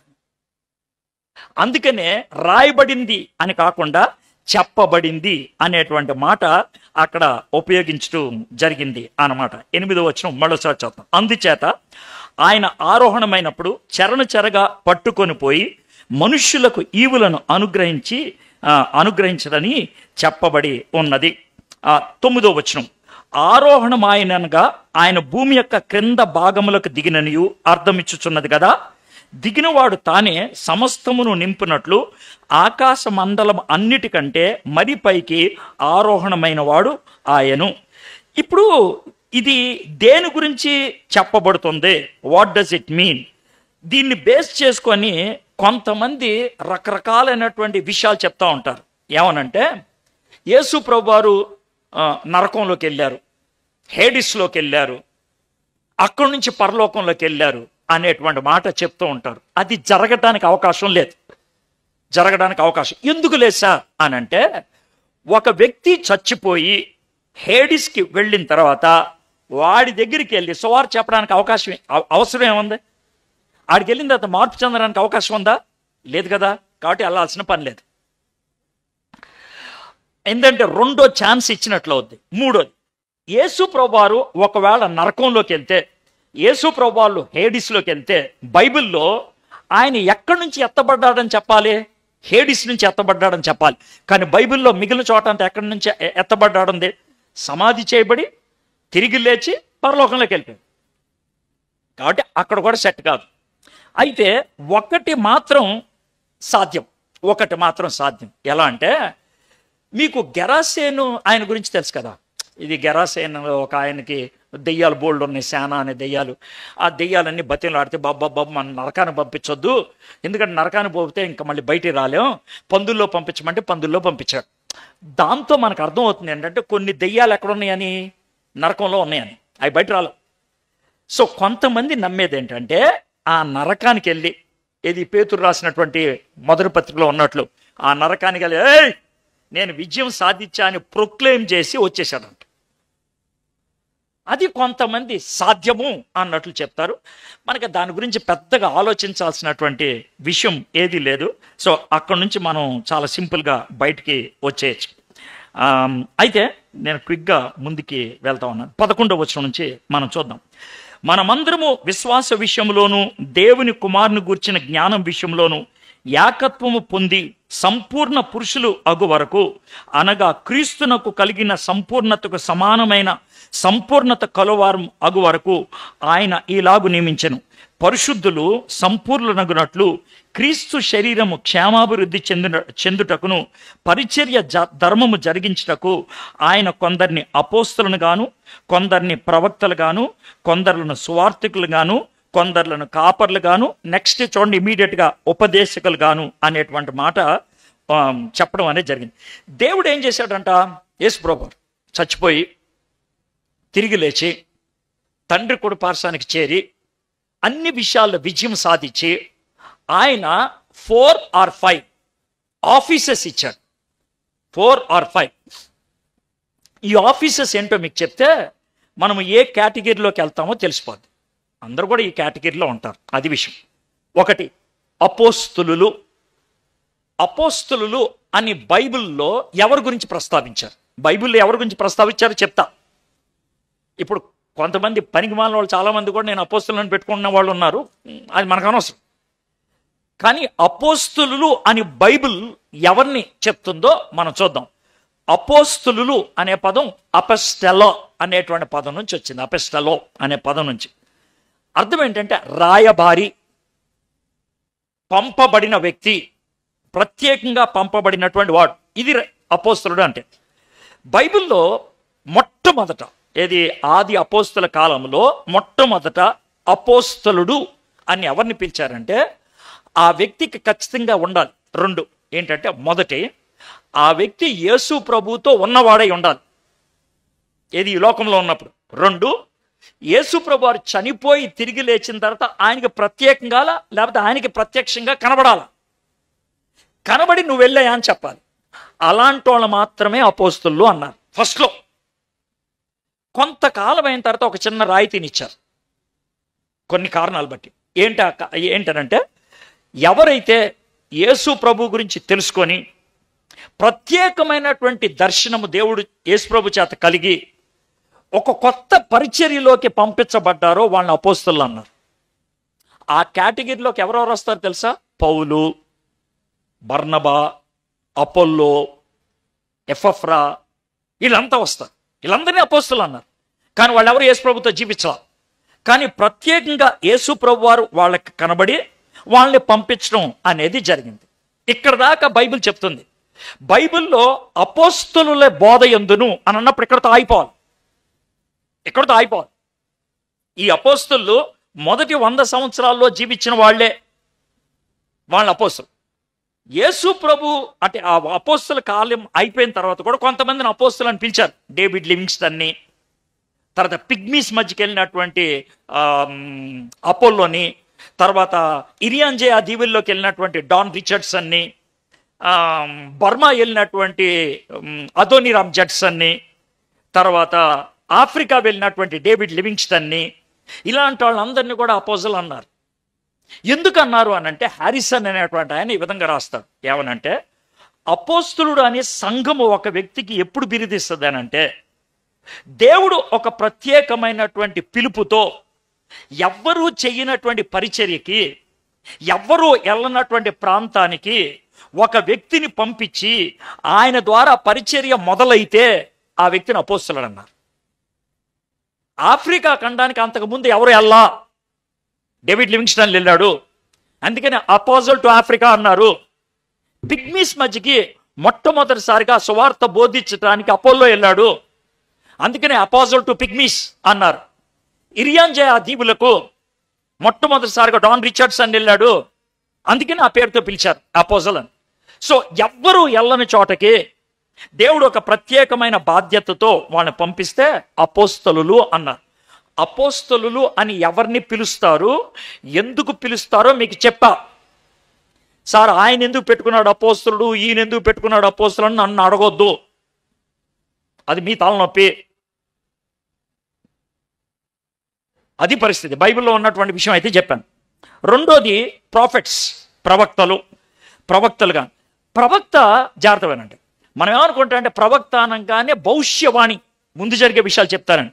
నో, బైబిల్లో ఆ ఒక్క భావం ఇవ్వాల. ప్రవక్త 3 రకాలైన విషయాలు చెప్తాడు. జరిగిపోయింది చెప్తాడు, జరుగుచున్నది చెప్తాడు, జరగబోయేదాన్ని చెప్తాడు. 3 ప్రవక్తే. దావీదు దగ్గరికి నాతాన్ వెళ్ళాడు, నాతాన్ని ఎవరిని పిలిచారు? ప్రవక్త. దావీదుతో నాతాను మాట్లాడింది జరగబోయింది కాదు, జరిగిపోయింది. బెత్షెబాతో ఆయన వ్యవహరించిన విధానం. ఇర్మియా తాను ప్రవక్తగా రాస్తున్నప్పుడు అదే టైంలో పలానా కొండ మీద జరుగుతున్నటువంటి విగ్రహారాధన గురించి రాశాడు, అప్పుడు జరుగుతుంది. ఇక కొంతమంది ప్రవక్తలు జరగబోయేదాన్ని రాశారు. జరిగింది, జరుగుతున్నది, జరగబోయేది దేవుని యొక్క విశేష జ్ఞానముతో, దేవుని యొక్క విశేషమైనటువంటి ప్రత్యక్షతతో చెప్పగలిగితే ఆయన ప్రవక్త అంటారు. అయితే భవిష్యత్తు గురించి సార్వత్రికంగా ప్రతి ఒక్కరికి ఉపయోగపడేటువంటి ప్రవచనాలు చెప్పటం 1వ శతాబ్దంతో పూర్తయిపోయింది. జాతవన్ అంటే ఇర్మియా లాంటి ప్రవక్త, యెషయా లాంటి ప్రవక్త ఇప్పుడు లేరు. సార్ మరి ఇప్పుడు ప్రవక్తలు లేరా అని అంటే ఉన్నారు. కానీ ఆ ప్రవక్తలు ఎలాంటి వాళ్ళు అంటే వాక్యాన్ని ఫోర్త్ టెల్లింగ్ అంటారు. ప్రస్తుత పరిస్థితులకి ఆపాదించి ఈ వాక్యము ఎక్కడ పనిచేస్తుంది, ఈ వాక్యాన్ని బట్టి ఇది జరుగుతుంది, ఈ వాక్యాన్ని బట్టి ఇది పరిస్థితి, అది ప్రవక్త చేసే పనే. అయితే దేవుడిచ్చినటువంటి జ్ఞానాన్ని బట్టి ఉన్న వాక్యాన్ని పరిస్థితులకి ఆపాదించుకుంటూ చెప్పేవాళ్ళు, ఇది ఒకటి. రెండోది, ప్రవచన వారు ఉండొచ్చు. ప్రార్థన చేసి ఒక వ్యక్తి ఒక లోకల్ స్థానిక సంఘం, ఒక స్థానిక కుటుంబంలో ఉన్నటువంటి విషయాల గురించి ప్రస్తావించి మాట్లాడేవాళ్ళు ఉండొచ్చు. సార్ వాళ్ళల్లో కొంతమంది దొంగ ప్రవక్తలు ఉన్నారు కదా, ఉన్నారు. కాబట్టి మీరు ఆలోచించుకోవాలి, మీరు ప్రశ్నించి తెలుసుకోవాలి, మీరు ప్రార్థన చేసి దేవుణ్ణి ధృవీకరణ అడగాలి. ప్రభా పలానా ఆయన చెప్పాడు నాకు ఎల్లుండి పెళ్ళి అవుద్దంట, నిజమేనంట నువ్వు అడగాల. ఆయన చెప్పాడు కదా, నువ్వు పడుకొని నిద్రపోతే ఎట్లాగా? కాబట్టి అలాంటి దొంగ ప్రవక్తలు ఉన్నారు, కరెక్ట్గా చెప్పేవాళ్ళు కూడా ఉన్నారు. ప్రవచన వరం ఆగిపోయింది, అనేది నేను నమ్మను. ఎందుకంటే సంఘం పూర్తయ్యేదాకా ఇది ఉండాలని ఈ భాగం చెప్తుంది. అందుకని సంఘం పూర్తయ్యేదాకా ఉండాలని భాగం చెప్తుంది. అందుకోసం ఈ ప్రవచనాలు ఇచ్చాడని. కానీ నేను ఒకటి నమ్ముతా, ఏంటంటే సార్వత్రిక సమాజానికి ప్రవచన వరం ఇక లేదు. సార్వత్రిక సమాజానికి అపోస్తుల బోధ అనేది ఇక లేదు. ఇక మూడోది మనం ఆలోచిస్తే ఎవాంజలిస్ట్, సువార్థికులు. అందరూ కూడా సువార్థికులే, అందరూ కూడా సువార్థికులే. ఎంబీబీఎస్, నేను కూడా సువార్థికుడినే, ఎండి. ఎంబీబీఎస్కి ఎండికి తేడా ఉందా? ఉంది. సో అది సింపుల్. అందరూ సువార్థికులు ఎంబీబీఎస్. వాళ్ళల్లో కొంతమంది ఎండి సువార్థికులు, అది నేను. నాలాగా మరి కొంతమంది ఉండొచ్చు. సువార్త అందరూ చెప్పాలి. దేవుడు కొంతమందికి సువార్త విషయంలో ప్రత్యేకమైనటువంటి కృపావరం ఇస్తాడు. అలాంటి వాళ్ళు లేచి నిలబడి మాట్లాడితే ప్రజలు బడబడ కన్నీళ్లు కార్చి వింటారు. అది ఆ వ్యక్తి గొప్పతనం కాదు, దేవుడిచ్చిన కృపావరం అది. మీకు అర్థమైంది కదండి? మనందరం పాడేవాళ్ళమే. సరిపల్లి రత్నరాజు కూడా పాడాడు. మనందరం ఎంబీబీఎస్ పాటగాళ్ళం, ఆయన ఎండి పాటగాడు. ఇక్కడ క్వైర్ ఉంటారు, వాళ్ళు ఎండి పాటగాళ్ళు, మనం అంతా ఎంబీబీఎస్ పాటగాళ్ళు. సో అది విషయం అన్నమాట. ఆ వ్యత్యాసం మనకు అర్థమైతే సూపర్గా ఉంటుంది. మనందరం కూడా ఎవాంజలిస్టులు అనేది. ఇక నాలుగోది ఐదోది కలిపి తీసుకుంటే కనుక పాస్టర్స్ అండ్ టీచర్స్, కాపర్లను ఉపదేశకులను. గుర్తుపెట్టుకోండి, నేను చిన్న స్టేట్మెంట్ ఇస్తాను, కొంచెం జాగ్రత్తగా ఉంటే. ప్రతి కాపరి అంటే ప్రతి పాస్టరు ఖచ్చితంగా ఉపదేశకుడై ఉండాలి, టీచర్ అయి ఉండాలి. ప్రతి కాపరి టీచర్ అయి ఉండాలి. కానీ ప్రతి టీచరు పాస్టర్ కాకపోవచ్చు. ఇప్పుడు ఈ అయ్యగారు పాస్టర్ గారు, టీచర్ గారు. నేను పాస్టర్ని కాదు, టీచర్ని. నేను టీచర్ని. ఆయన పాస్టర్ గారు, ఆయనకు మంద ఉంది, ఆ మందని ఆయన కాస్తాడు, ఆ మందకి బోధిస్తాడు. నాకు మంద లేదు, నేను బోధిస్తా. దేవుడు నాకు బోధించడంలో ఎక్స్ట్రా గ్రేస్ ఇచ్చాడు, అందుకే ఆయన అక్కడ కూర్చొని నాకు ఈ బల్ల ఇచ్చాడు. మీకు చాలా క్లియరిటీ చెప్తున్నాను, అర్థమైందా? సో ఇది అందుకని దీన్ని రెండు వేరుగా తీసుకోవాలా, ఒకటిగా తీసుకోవాలా అని జుట్టు పిక్కోవడం మొదలు పెడతా ఉన్నారు. ఏంటి అని అంటే కొంతమంది ప్రత్యేకంగా బోధించే వరము కలిగిన వాళ్ళు కాబట్టి దాన్ని వేరుగా తీసుకోవాలి అనేటువంటి వాళ్ళు ఉన్నారు. సరే, ఏది అయినప్పుడు కూడా ఈ 5 ఇంకొక ప్లేస్లో మీకు చూపించేసి నేను క్లోజ్ చేస్తాను. అపోస్తుల కార్యము 2వ అధ్యాయం. అపోస్తుల కార్యం 2వ అధ్యాయం. సంఘము అప్పుడే స్టార్ట్ అయింది. స్టార్ట్ అయినప్పుడు ఏం జరిగిందో చూడండి.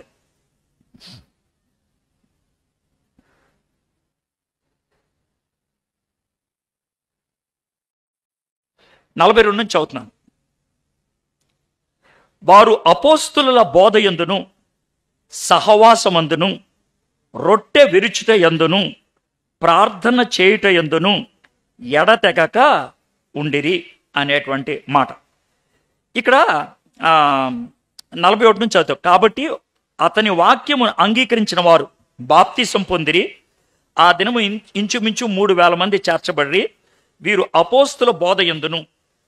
అపోస్తుల బోధని డీల్ చేసేది టీచర్స్. సహవాసమందును దీన్ని డీల్ చేసేది పాస్టర్స్. రొట్టె విరుచుట యందును దీన్ని డీల్ చేసేది పాస్టర్స్.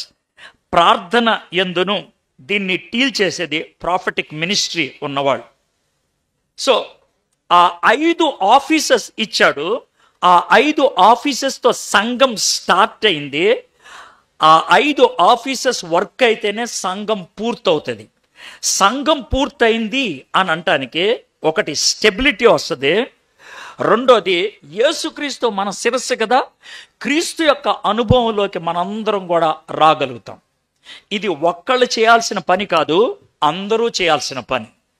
నా వంతు నేను చేసినప్పుడే పూర్తవుతుంది, లేకపోతే పూర్తి కాదు. నేను ఇదివరకు చెప్పినట్లున్నాను.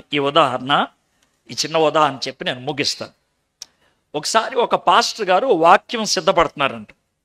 సిద్ధపడతా ఉంటే వాళ్ళ కొడుకు 6 సంవత్సరాల కొడుకు వచ్చి, డాడీ నాకు బోర్ కొడుతుంది, కొద్దిసేపు ఆడుకుందాం అన్నాడంట. బాబు పోరా అని చెప్పడానికి భయం వేస్తుంది, ఇంకో పక్కనేమో వాక్యం ప్రిపేర్ అవ్వాలని టెన్షన్ ఉంది. సరే గబగబా ఆలోచించి పక్కన ప్రపంచ పటం ఉందంట, వరల్డ్ మ్యాప్ చూపించాడంట 6 ఏళ్ల కుర్రోడికి. రే, ఇది దక్షిణ అమెరికా రా, ఇది ఉత్తర అమెరికా, ఇది ఆసియా, ఇది ఐరోపా, ఇది ఆఫ్రికా, ఇది ఆస్ట్రేలియా, ఇది న్యూజిలాండ్, ఇది గ్రీన్లాండ్, ఇది అంటార్కిటికా, ఇది ఆర్కిటిక్ అని చెప్పాడంట. వాడు అలాగే చూస్తున్నాడంట. 6 ఏళ్ళు కూడా ఏమర్థమవుద్ది? చూసి ఏం అర్థం కావాలి చూస్తా ఉంటే దాన్ని చింపి పడేశాడంట. మొక్కలకి ఎంత మొక్కలు చింపేసి ఓ ప్లేట్ తెచ్చుకో అన్నాడంట. అటు తెచ్చాడు, ఆ ప్లేట్లో మొక్కలన్నీ వేసాడంట. రే, గేమ్ ఏంటో తెలుసా చెప్పాడు. ఇప్పుడు నీకు ప్రపంచ పటం చూపించాను కదా, ఈ మొక్కలన్నీ కరెక్ట్గా కలిపేసి నువ్వు ప్రపంచ పటం చేసుకొని వస్తే నీకు పాయింట్ రా, రాకపోతే నా పాయింట్ రా అన్నాడంట. ఆడు వెళ్ళిపోయాడు. తండ్రి అనుకున్నాడు ఆడింక రాడు, ఇంకా రాడు అనుకొని చాలా సీరియస్గా ప్రిపేర్ అవుతున్నాడంట. 20 నిమిషాలు కాడు ప్రపంచ పటం తీసుకొని వచ్చాడంట. వీళ్ళ డాడీకి ఫ్యూజులు ఎగిరిపోయినాయి. రే ఏంట్రా అన్నాడంట. ఏమో డాడీ చేసుకొచ్చాను. ఏమో అంటావేంట్రా బాబు, ఏమన్నా దెయ్యం పట్టిందని. లేదు డాడీ, దెయ్యం ఏం పట్ల. మరి ఎలా చేసుకొచ్చారా? ఏం లేదు డాడీ, నువ్వు కాగితం మొక్కలు ఇచ్చా, ఇలా మొక్కలు ఎలా చూస్తా ఉన్నాను, కన్ను కనబడింది. కన్ను ఉందంటే ఇంకో కన్ను ఉండాలి కదా, అన్ని మొక్కలు ఎత్తే ఇంకో కన్ను కనబడింది. 2 కన్నులకి కింద ముక్కు ఉండాలిగా, ముక్కు, చెవులు ఉండాలిగా, చెవులు, నోరు ఉండాలిగా, నోరు, గెడ్డం ఉండాలిగా, గెడ్డం, తలకాయ ఉండాలిగా, తలకాయ, మెడకాయ ఉండాలిగా, మెడకాయ, చేతులు ఉండాలిగా, చేతులు, కాళ్ళు ఉండాలిగా, కాళ్ళు. రే ఏం చెప్తున్నారా? ఏమలేదు డాడీ, ఇలా నుంచున్న మనిషి బొమ్మ ఒకటి వచ్చింది, దాన్ని అతికిచ్చి వెనక్కి తిప్పితే ప్రపంచమాట వచ్చేసింది అన్నాడు. అంటే తండ్రికి తెలియని విషయం ఒకటి ఉంది. ప్రపంచపాఠం ఎక్కడుంటే వెనకాల ఇలా నుంచున్న మనిషి బొమ్మ ఉంది. వాడు చేసిందల్లా ఏంటంటే మనిషిని సెటరైట్ చేశాడు, ప్రపంచం సెట్ అయిపోయింది. సమస్య ప్రపంచంతో లేదు, నాతో, మనతో కూడా కాదు, నాతో. నేను ఉండాల్సిన చోట ఉంటే, నేను చెయ్యాల్సిన పని చేస్తే, నాకిచ్చిన కృప ప్రకారం వ్యవహరిస్తే సంఘం సెట్ అయిపోద్ది. సంఘం సెట్ అయిపోద్ది. మనము ఒక సంఘములో సార్వత్రికంగా అమర్చబడ్డాం, స్థానికంగా కూడా ఉన్నాం. సార్వత్రిక సంఘంలో మనం ఇమట్టం అనేది ఎలాగో తెలియదు, స్థానికంలో ఇమట్టమే అక్కడ ఇమట్టం. స్థానికంలో మన బాధ్యతను నిర్వర్తించడమే బాధ్యతను కొనసాగించడం. ఆ విధంగా దేవుడు మనకు అనుగ్రహించిన కృపను బట్టి, దేవుడు అనుగ్రహించిన పరిమాణం బట్టి, దేవుడు మనకిచ్చినటువంటి బాధ్యతను, దేవుడు ఆశించినటువంటి ఐక్యతలోనికి, దేవుడు ఆశించినటువంటి ఆ స్థిరత్వంలోనికి నడిపించడానికి నన్ను మనందరినీ వాడుకోవడానికి ఇష్టపడుతున్నాడు. దానికి మనం ఇష్టపడి మనల్ని మనం సమర్పించుకోవడానికి దేవుడు సహాయం చేయను గాక. మా దేవా, మా ప్రభా, ఈ 3 దినాల్లో చాలా కఠినమైంది, చాలా కష్టమైంది, కానీ మీరు కృప చూపించారు.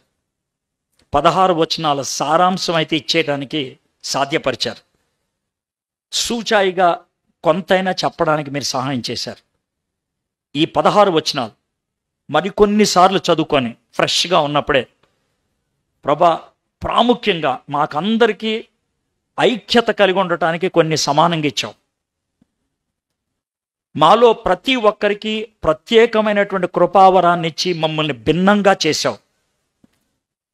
ఈ భిన్నంగా ఉన్నటువంటి మేము, మా పాత్రను నువ్వు మాకు అనుగ్రహించిన కృప ప్రకారం మేము పనిచేసుకుంటూ వెళ్తే సంఘమంతా కూడా స్థిరత్వంలోకి వెళ్తుంది. గాలికి చెదరగొట్టు పొట్టువలి అటు ఇటు వెళ్ళిపోం. తప్పుడు సిద్ధాంతాలు వస్తాయి, తుఫాన్లు వస్తాయి, ఏ రకమైన సమస్య వచ్చినా కూడా సంఘము నిలబడి ఉండగలుగుతుంది. ప్రభా, అలాంటి సంఘములో మేమందరం కూడా మా పని మేము చేయగలిగినట్లు కృప చూపించమని యేసు నామములో ప్రార్థన చేయుచున్నాం తండ్రి. ఆమేన్.